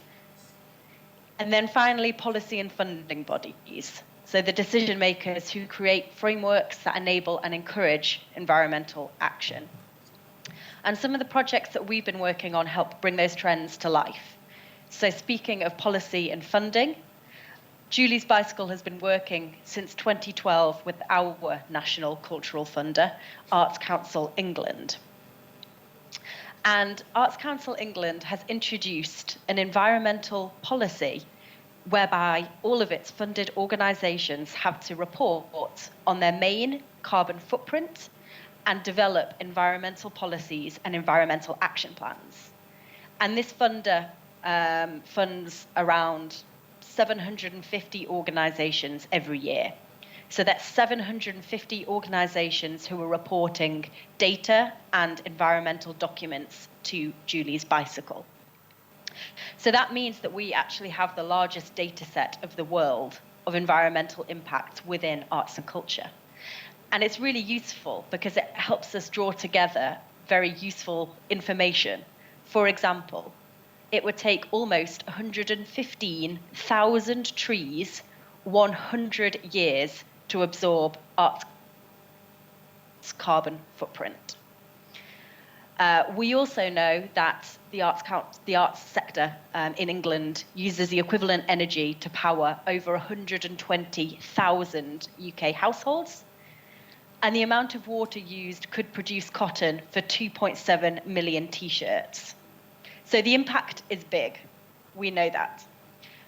But we also know that Arts Council organisations who are acting on their impacts are reporting that they have financial benefits.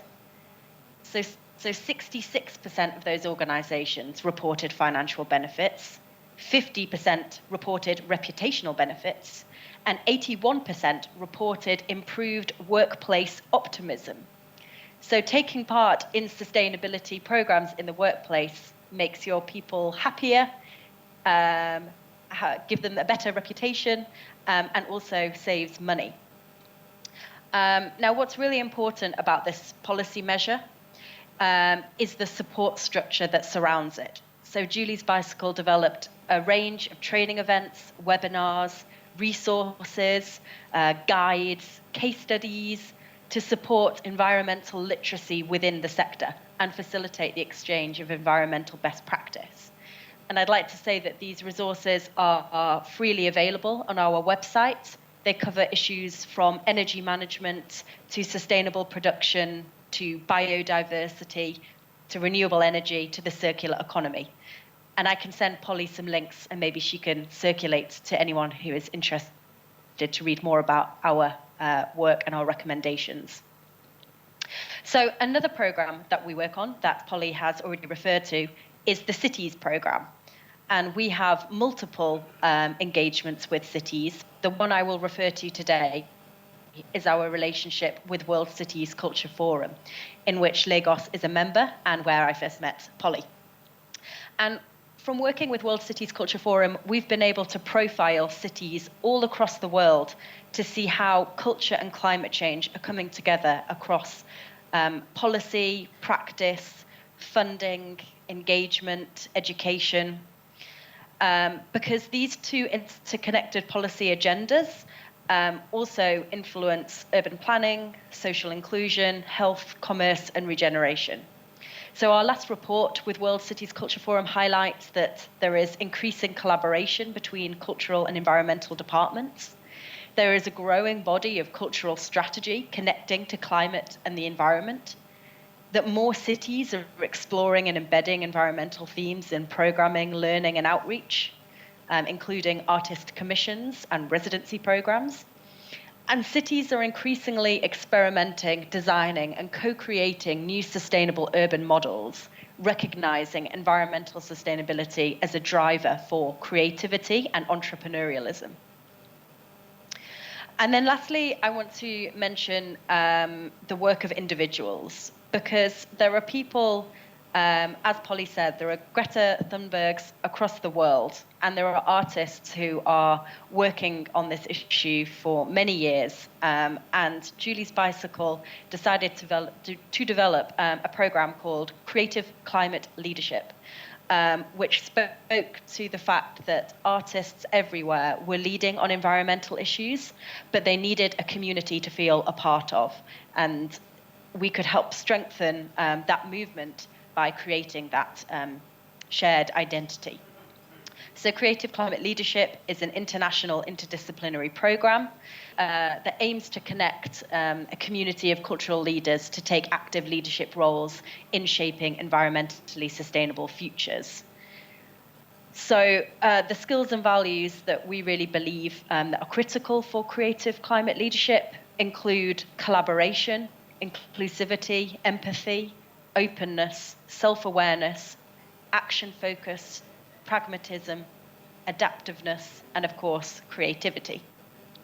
And we really help these participants develop their use of divergent whole systems and critical thinking, and their use of emotional intelligence and rhetoric skills like facilitation, advocacy, and influencing. And I would say that from all of these different programs, working with organizations, individuals, cities, and our funding bodies, we've been able to collect various recommendations and frameworks to support people on their environmental journeys. So I'm just going to give you a few ideas of action to take away today. And the first one is to really think about those principles of collaboration and where you can encourage shared learning, skills transfer, and best practice between artists, organizations, sectors, and cities to really develop environmental literacy and skills. Where you can create resources and opportunities, funding, money if you have it, for arts and cultural organizations to really embed sustainability into their business practice and into their creative practice. 3, work with your cultural community to find existing initiatives, existing environmental initiatives that can be supported and scaled up. And if you're in a position where you can create policy, make sure it is co-created with the community that you're serving. And then critically advocate and promote the value of culture in achieving the Sustainable Development Goals and the Paris Agreement. So culture is a critical conduit for those policy frameworks. So include those in your advocacy and in your engagement. Thank you very much.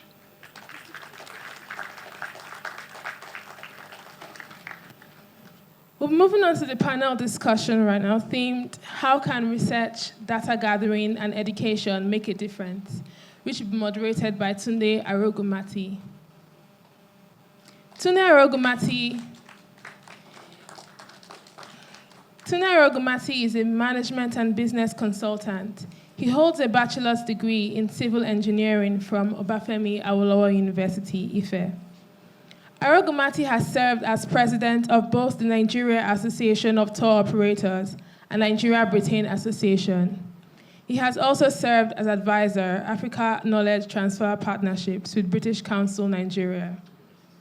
Arogumati is executive vice chairman of the Afro-Commonwealth Enterprise Network, as well as Nigeria Britain Association Business Network, NBA BizNet. He's also consultant to the Science and Technology Policy Commission of the Nigerian Economic Summit Group and principal consultant, Tough Resources Nigeria Limited. In addition, he is executive director at BTVA, Business TV Africa Limited, Africa Incentive Partnerships, and OSL Petroleum and Energy Services Limited. Arogumati serves as associate director, Sustainable Social Investment at the Benin Foundation. Ladies and gentlemen, please welcome Mr. Arogumati to moderate the panel.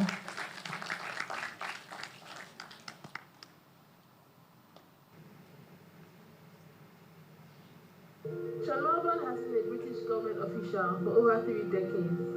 He began his career in 1988 at the Foreign and Commonwealth Office, FCO London, where he served for 2 years before moving to Maputo, Mozambique, for the next 3 years to work as an archivist or information officer. Since then, Melbourne built extensive experience working across Africa, Asia, Europe, and the Middle East in several senior capacities such as Head of Parliamentary Team, Europe Directorate to the SCO, Head of Political Section in Baghdad, Iran, Government Relations Advisor on Secondment to Shell International, and Second Secretary, Economic or External, in Rabat, Morocco.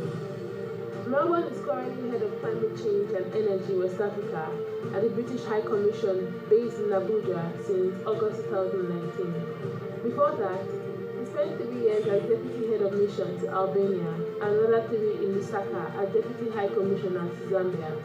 Ladies and gentlemen, let's welcome Sean Melbourne.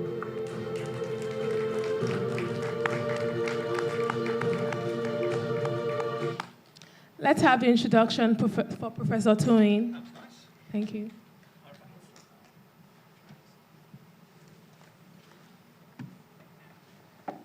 Professor Oluwatoyin Adejomo Osho is a lecturer at the Faculty of Law, University of Lagos, where she teaches environmental law and civil liberties and human rights. She has also taught EU and UK environmental law at both undergraduate and postgraduate levels at universities in Scotland. Professor Adejomo Osho's expertise covers international environmental law, her experience directly related to climate change and sustainable development policy. Her PhD thesis was on the Kyoto Protocol's flexibility mechanism, the clean development mechanism. Adejomo Osho is an accredited expert for the Climate Change Media Partnership, an organization of the International Institute for Environment and Development in the United Kingdom. Ladies and gentlemen, let's welcome Professor Oluwatoyin Adejomo Osho.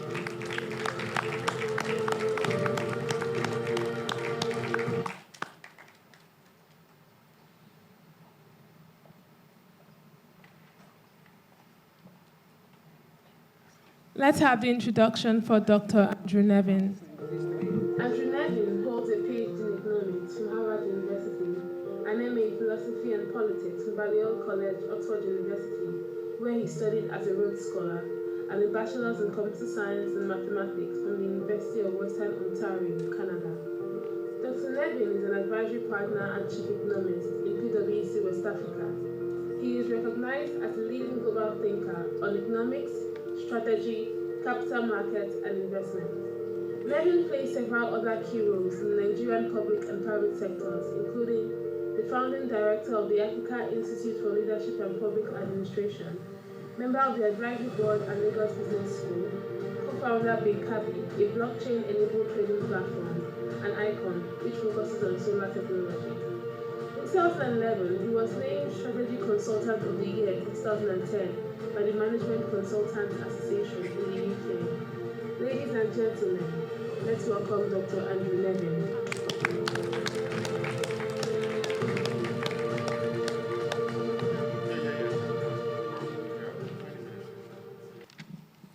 Well, thank you very much for the very exciting introductions. We are short of time, as you all know, and we want to keep you here for far too long, especially since the previous speakers have been very, very resourceful in getting all, setting up the, what you call it, the subject, so to speak, to go forward on this. So going to the, so let me get straight to how can research, data gathering, and education make a difference? Because we at the Benewo Foundation, like has been rightly said earlier, we're looking at sustainable social investments, and which pretty much go along the same lines of the Julie's bicycle. And I would like to call on Dr. Nevin, because in your position as advisory partner and chief economist of PwC, I know PwC all over the world is really into sustainable work. You did the Climate Finance Accelerator Program in London was started by your UK. I attended that 2 years ago. So from your point of view, what are the critical, especially with the comments of the last presentation, what kind of value chain are we looking at here in terms of Nigeria specifically? What she said is something, of course, that one would expect from an ideal situation with everything in place. But from your experience here in Nigeria so far, what do you think are the basic critical factors that could help to establish a proper background, if you want, here in Nigeria? Thank you very much. Thank you so much. Just a delight to be here. Thank you. I'll stand on all existing protocols, but delighted to honor the Honorable Commissioner for Arts, Leisure, and Tourism, if I have the order right, from Lagos State. Let me start by saying there was such a wonderful biography, but it actually left out what is the most relevant for the discussion tonight, which is I'm one of the founding governors of the Financial Center for Sustainability Lagos, which is a network of financial centers focused on sustainability. It was launched last year with the Honorable His Excellency Governor Sanwo-Olu. And of course, it was started by Dr. Koko, who's everyone knows, CEO of FMDQ. Members of the committee include myself, Boligan Balaji from Chapel Hill, PENCOM is there as well. And this was set up, I think, with a singular purpose, which is there's a fundamental transformation going on in the private sector, and I'd like to relate it first, explain what it is, and then relate it to the themes that we've had from the speakers today. And I think the best way to say it is in the 2020s, we will stop using the term sustainable finance. And the reason we're going to stop using that term is because all finance will be sustainable.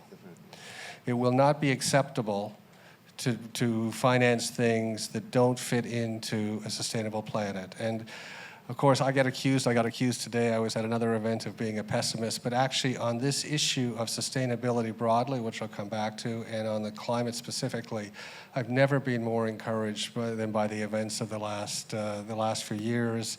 And of course, Greta Thunberg and all the Greta Thunbergs in Africa, the young people are really taking over. And very quickly, you will not be able to finance anything unless you can show it is sustainable, it's climate friendly. And we set up this network, Lagos as a financial center, to help bring that concept here to Lagos. So I'm very encouraged. I think all of the people here should be encouraged by it. Now, what's the role here? I was extremely excited to be invited to an arts event. I'm not normally invited to it, but I think one of the things that we can all agree on today is that the power of artist imagery, the music that Desmond showed us, the images that Sandra showed us, the images that Polly showed us, that power to communicate these issues is so much stronger than people like me who stand up with facts, and we should have the facts on that, but we need the facts and the imagery together.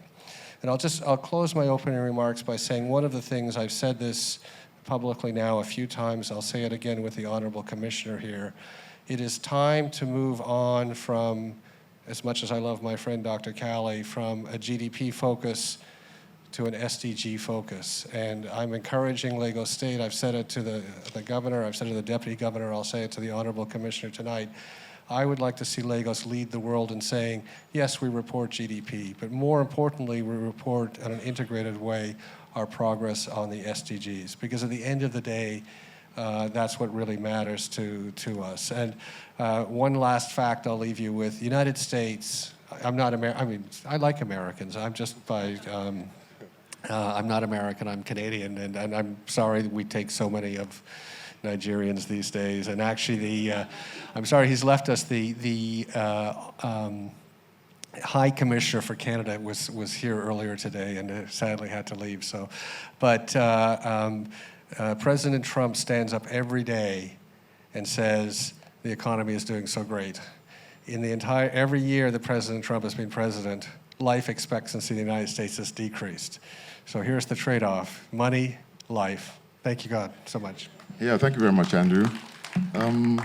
Professor Adejonwo Osho, you just set up the Climate Change Department at the University of Lagos. From your experience so far, what are the areas? And it's very interesting that I brought up the marked difference between Greta Thunberg, a 17-year-old lady, and the President of the United States when it comes especially to their views and approaches to climate change and their realities, of course, but then you'll be talking about the, what do you call it, the gap between industry and academia. So where do you think your activities and your experience so far in the realm of academia and research comes into this? Oh, yes, thank you very much.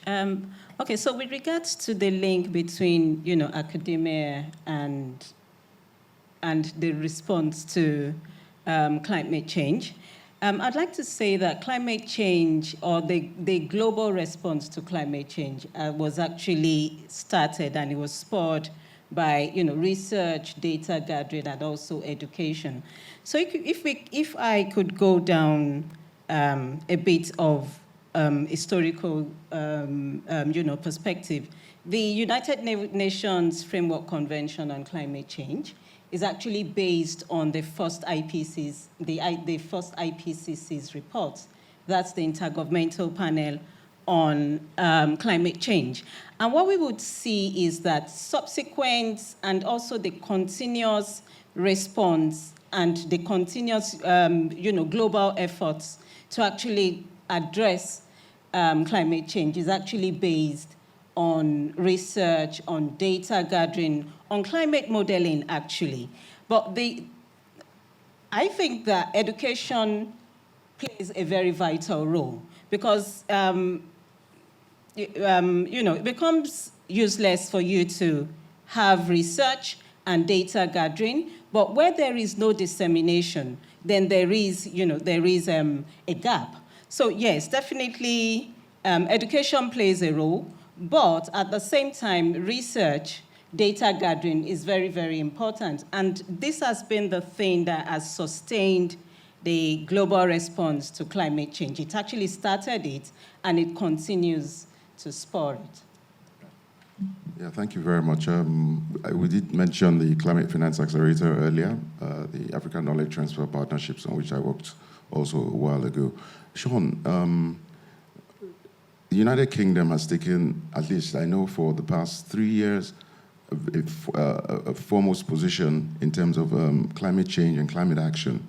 Now, and especially at on the coattails of the just concluded UK-Africa Summit, what do you think, and of course we're very good, one of the offtakes is Africa, especially Nigeria, talking from our perspective, wants to really strengthen relationships in terms of collaboration with the UK to spur trade and other social enterprise outcomes, or KPIs if you want. So what are from your point of view, what are the interventions that the United Kingdom will be coming up with, which we could partner with, and which I think we must partner with if going forward? Because in terms of knowledge sharing, for instance, because Madam just mentioned about research, and especially even the last presentation showed that there's been a lot of work going on the other end. So how do we marry this from your point of view, especially in terms of the work coming out from your department? Thank you. Thank you, Tund. It's an honor to be here. Thank you very much for the invitation. The UK has a lot of responsibilities on its shoulders. The UK, as many people know, will be hosting the next big UN climate summit, COP26, in November in Glasgow. That's really a stock take of what's happened between the historic Paris Agreement and now. It will also reveal, I suspect, how much more needs to be done. And over the next 12 months, the UK government will be working very closely with all its partners, not just countries, but regions and cities, artistic organisations, dare I say, businesses, to shift the dial on climate change and do more. So COP26, in a nutshell, will be about ambition. It'll be about cleaner energy, a more resilient future, flourishing nature, and embedded, as the gentleman on my left said, with supported by green financial systems. That's so important. If I may slightly digress, we're at an event where arts and the role culture can play to support climate. I just wanted to make one point, because if you look at the climate picture, a lot of people are filled with doom and gloom. But it's not all doom and gloom. And behavioural changes can make a real difference. And I'll give one example where behavioural change, as a result of one documentary, has made a massive, massive difference. So the Blue Planet series, Blue Planet 2, with Sir David Attenborough, there was the final episode with the albatross parents feeding its chicks with plastic as food, because it thought it was food. And that stays with you, and it stayed with many people. And research by a leading supermarket subsequently in November 2018 showed people made massive changes to their lifestyles and behaviours as a result of that programme. So there was a 60%, for people who saw the programme, there's a 60% decrease in the use of disposable single-use plastic water bottles. There was a similar number of people started using refillable coffee cups. And there was a sort of massive backlash against plastic straws, single-use plastic bags, and packaging. And that one supermarket alone then decided, as a result of the pressure that programmer brought and the people writing into that supermarket, decided to do away with the 5p plastic bags. So in 2019 alone, from one supermarket, 134 million bags were not produced and not thrown away. So I find that really encouraging. I think I'll go back to Andrew now. You did mention your work on the Financial Center for Sustainability, of course, which I participated in one way or the other as well. So in what you're doing is really, from Sandra's presentation, I was a bit worried, not upset, but disappointed mostly by the sector that Africa and the others represent in that pie chart of the business. Where do you think the Financial Center can come in trying to bridge this gap in terms of knowledge, in terms of systems and processes to beef up, especially the arts and cultural sector of the economy? Thank you. Well, my particular role there is as chairperson of the knowledge and research subcommittee of the center. So this is in fact my job. So I do think in this city in Nigeria we do have a job of education here. So we've just set up the center, but we need to be outreaching broadly to the business community, education community, government community about these issues. But I think no one is unaware of this now. So when we reach out, and we've got a coalition, not just PwC, but many organizations and NGOs together, we'll be drawing on all of the things from the UK, from Lucy's group, from the arts group. We have the material to do that. We just need to be doing the outreach. But the receptivity is there now, right? I mean, we're not fighting uphill, I think, on this issue. So it's very different than 3 or 4 years ago. The other thing that's related is, those who have heard me speak on economic matters, we don't have sufficient capital, and I'm going to use the term impact capital too. I'd like impact capital internally in Africa or internally in Nigeria. So we do need outside resources. And there is impact capital that wants to support the SDGs and obviously climate-related issues that's out there. But the issue is that the mechanisms, so if there's a group in Sweden or a group in Holland that has funding, how do they deploy it successfully? Because they're going to be demanding that it has a result, right? So we need a mechanism that bridges that. There has been some progress on that front. And many of you would know Yemi Cardoso, who was the Honorable Commissioner for Finance in Lagos in the early 2000s. He now heads an organization called the Africa Venture Philanthropy Alliance, which is trying to do exactly this, which is how to bridge the capital that wants to come here in a meaningful way.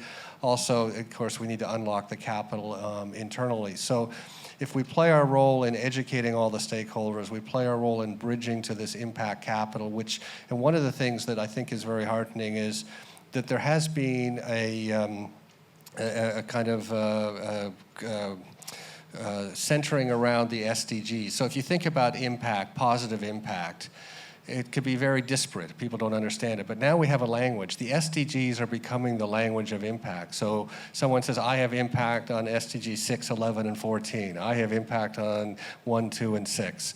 And that's very, very powerful because then there's a language that we can use to draw in the resources, draw in the capital.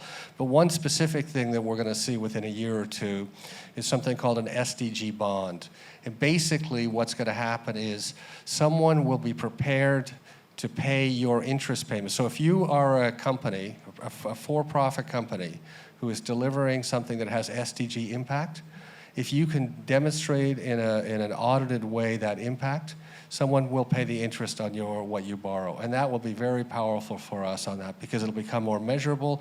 We'll also get the capital. We'll also be encouraging private sector organizations to build the SDGs into that. So that is a wave, a tsunami that's coming. Yeah, splendid. Actually, when you think about also mitigating risks along the way as well. So I'll go back to the Nigerian end of things from Prof. So, like you said earlier, there's this disconnect between research, bringing it into action, and getting things to work. So in this same context, what do you think is the most compelling factor that you'd rather see, put in place to be able to make that seamless linkage between research and industry in this regard? Okay, thank you very much. Okay, so I think one of the very important ways in which to bridge the gap is still through the dissemination of the findings of a research. So for instance, I found it quite interesting going through Julie's Bicycles 2018 to 2020 environmental report. One of the very interesting things about the report is that the report is based on research findings. So they probably, administered questionnaires to creatives, to people working within the arts and culture space in the UK. And as a result of that project, they were able to, the reports found out a number of very important things. So number one, it established that there was what it called a creative ecology that was beginning to take place in the UK. It also discovered that people working in the arts and culture space, that their creative expressions was now being galvanized by environmental concerns. So it's all of the findings were actually based on research that is certain, that can actually be relied on, because those were the experiences of organizations and people working within that space. So definitely one of the sure ways of bridging the gap is through the dissemination of education, and that's a very, very important thing that the Five Cowries Foundation is doing as well. They've been quite successful in taking environmental consciousness and environmental education to schools, to primary schools and secondary schools. So definitely the dissemination of knowledge. So it's not just research sitting in educational institutions. It's not just about the data gathering exercise, but the education is quite important. The ways in which the information is disseminated is important. And that's why for climate change and the sustainability message in Nigeria, I firmly believe that the arts and cultures, the creatives, that they are a very, very powerful tool for achieving social transformation, for creating awareness, because that is one of the things that arts and culture does. It allows people to question cultures. It allows people to ask questions.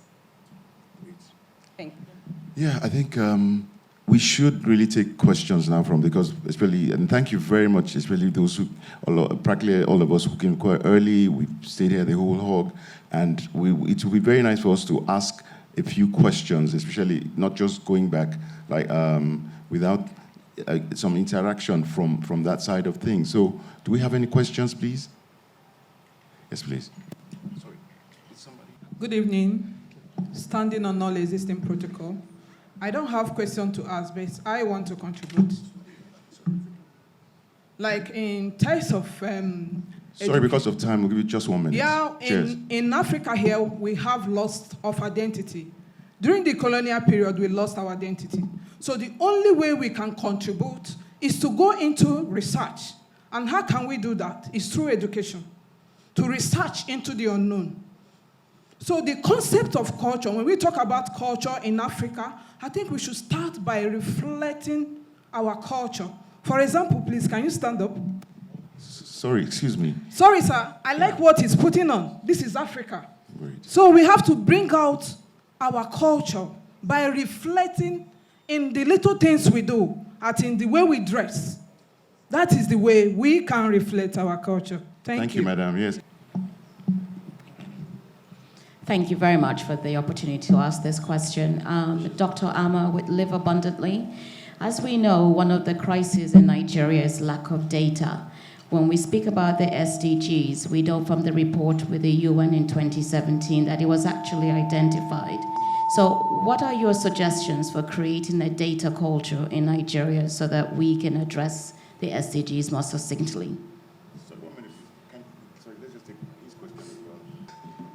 From the panel, I would like to know your reaction to the concept of knowledge, advocacy, education, and volunteering, realizing that both Paris Agreement and the SDG have an interwoven and also an ultimate goal. I don't have the time. I will have given you 1 or 2 points.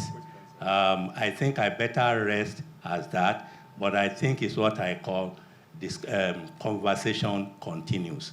But I must thank the organizers very well. Thank you so much. This question about data is a very good one. Let me, before I come to the SDGs though, so Dr. Cali came out 6 weeks ago. He said that GDP grew 2.28% in the third quarter in Nigeria. What does that mean? 60% of the Nigerian economy is informal. I don't know the relationship between the informal economy and the formal economy. Sorry, I don't want to pick on Dr. Cali, I love him, but I mean, the Nigerian Bureau of Statistics comes out and says inflation went up 11.91%. I mean, what's the price of rice in Kano? What's the price of rice in Sokoto? What's the price of rice in Enugu? What's the population of Nigeria? They said 200 million people, in fact, and I don't know if is there press here tonight? I don't want to get deported tomorrow, right? So, but the reality is, even before we get to the SDG goals, we have a problem with data here. And one of the things that we've taken on in 2020, or I've taken on in my various roles, is to start to challenge this more, the inaccuracies of all this data. Because one of the things, maybe people don't understand this, when the World Bank says that Nigeria is growing at 1.9%, when they say our unemployment rate is 20%, all those numbers are coming from the NBS. They're not getting them independently. And all that happens is these become like internet memes where they just get repeated endlessly on that. Our FDI is 2.1 billion. Our population is 201 million, et cetera. So we're not going to make any progress, to be honest, unless we get better data. So it's one thing we're going to start to talk about as PwC. I said I'll try not to get deported. But specifically on the SDGs, we're going to have to develop our own framework for it. There's no point in perpetuating the lack of accurate data. So the health commissioner of Lagos, friend of Professor Akin, is fantastic. But if he doesn't have data, we're not doing health in Lagos State properly. But for the SDGs, there is no, even though we've agreed on the SDGs, there's no measurement framework. So I guess what I'm urging Lagos State or perhaps Nigeria to do is maybe we can be the leader in develop, because SDGs are really for less developed countries, right? I mean, they're not relevant to Norway, they're not relevant to nations, Sweden, but we need them. And can we be the ones that actually develop a framework that goes beyond GDP and we have an accurate way to measure SDGs? But it's a work in progress.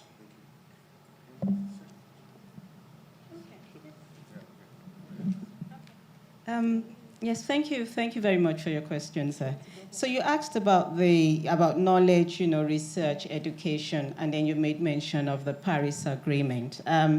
So if I may, I'd like to still go back to, and also volunteering, yes. So if I may, I'd like to still go back to the relevance of the IPCC reports, that's the Intergovernmental Panel on Climate Change, their reports, and how it has shaped the global response to climate change, so especially its reliance on research, on education, on knowledge, and also on volunteering, because all the scientists that actually make up the IPCC bodies are actually scientists from different countries that are actually volunteering to actually contribute to the process.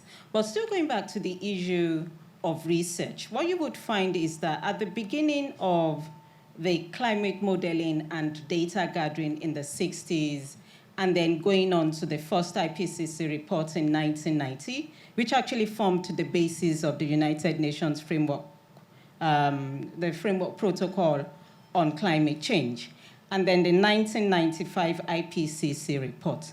The trend you would find is that at that time, the scientists were actually relying on the precautionary principle. So they were not quite sure of the linkages between climate change and anthropogenic activities. That is the activities of human beings that is actually fueling climate change. But by the third assessment report in 2001, and then by the assessment reports in 2001 and 2007, the certainty increased from the scientists not being certain to a 60% certainty of the linkages between climate change and anthropogenic activities. And then by the latest report, the 2014 report, the scientists said that they were 95 to 100% certain that anthropogenic effects or anthropogenic activities were actually fueling climate change. And what you would find is that all of the UNFCCC processes, and especially the Paris Agreement, is actually shaped. It is based on research. It's based on knowledge. It's based on education, and it is also based on volunteering. Thank you very much, sir. And like you said, because we're short of time now, it is a continuing conversation. Like was said earlier, if you come to the Point of View website, see probably links there, and then we will probably also, we are in the process of developing an interactive medium there whereby we can, like a chat area whereby we can take up topics from the last 4 Point of View sessions. So I'll just, to round up, I'll just allow our speakers 1 hour, sorry, I said 1 hour. That was scary, buddy. 1 minute roundup, and then we go. So, Sean, you can start, please. The gentleman on my left started alluding to some important statistics. So, by 2050, 1 in 10 people on the planet is estimated to be Nigerian. So the 3rd most populous country after China and India. So Nigeria must be part of the solution to sustainability, a more sustainable world, and to tackling climate change. Absolutely vital. And I agree education is key, which is why we're expanding our Chevening program to include climate and sustainable scholarships and fellowships. And we opened in October a science and technology hub here in Lagos to marry up project developers, entrepreneurs with investment capital. Thank you. Thank you, Sean. I think that's interesting. So let me tell you something you may not know. The number of children outside of Africa is not increasing. The number of adults, working age adults outside of Africa is not increasing. What that means is, in fact, it's good news if you're worried about the climate. The population is stabilizing. So the only growth is in Africa. Now, it's projected that Lagos is going to have 80 million people in 2100. I won't ask you to put up your hand if you believe that number is accurate, if it's possible. The ERGP actually had on page 112, if I remember right, that the government would start to think about population issues in Nigeria, but there was not one single follow-on from that. So maybe one thing that Nigeria starts to think about is, do we really want to have a population here of 400 million? But I'll stop there. God bless Nigeria. Okay, thank you very much. So I'd like to leave you with just two key messages. So the first message is that arts and culture has a carbon footprint. So they have a responsibility as well in addressing this issue. But ultimately, another most important message is that arts and culture is a very powerful tool that can be used to achieve social transformation and sustainability. And I'm quite happy that we've started the conversation. I'm sure some of you have the questionnaires that were handed out to you. It's part of the project that the center that I am involved in. It's called the Center for Climate Change and Sustainable Development. What we want to do is, through the questionnaires, we want to establish the baseline, because before you start addressing issues, it's important to establish what the baseline is. So number one, what is the knowledge level of creatives with regards to sustainability, with regards to climate change? What are the challenges that the people working in this sector, what do they have? Definitely, the very obvious challenge is the issue of access to finance. But that's the very, very obvious challenge. There would be other challenges that the questionnaire would help us to, establish. So I'd like to encourage you to please fill out the questionnaires, hand them over to us, and we're quite glad to, to continue the conversation. Thank you very much. Yeah, thank you very much, our wonderful panelists. My own parting shot will just be, whatever we do, the way we go, let's do the right thing, do it very soon, do it well, and the rest will follow. Nothing succeeds like success. And like Andrew said, God bless Nigeria. Thank you very much.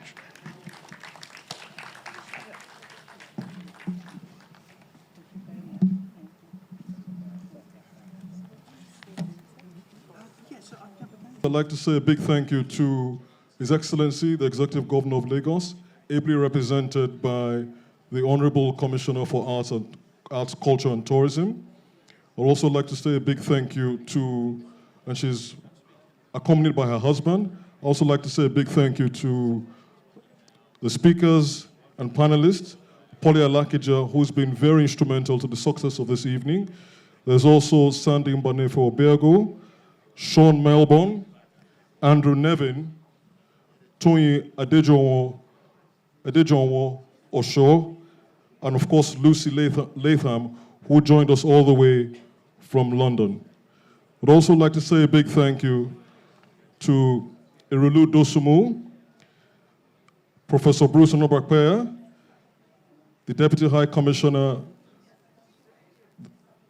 of Canada to Nigeria, Prince Lekon Fadino, Honorable Unduka Arabo, Senator Florence Itagiwa, the Vice President, Society of Nigerian Artists, Diseye Tantwa, the Chairman, Lagos State Chapter SNA, Idowu Shunaya, the immediate past Chairman of the same chapter, Dr. Alabi, Duke Asidere, Ibe Anababa, Nenge Omoko, Aduke Gomez, Chairman, Art for Life, Larry Kuye, Duke Asidere, Jide Bello, and of course family members, Dr. Neka Enwowu and Noye Enwowu, and the rest of my team, very instrumental to the success of this event. Ladu Ogido, Oyinda, Olaniyo, Emmanuel Wanchuku, Solomon Oshinloye, and Thelma Chidi.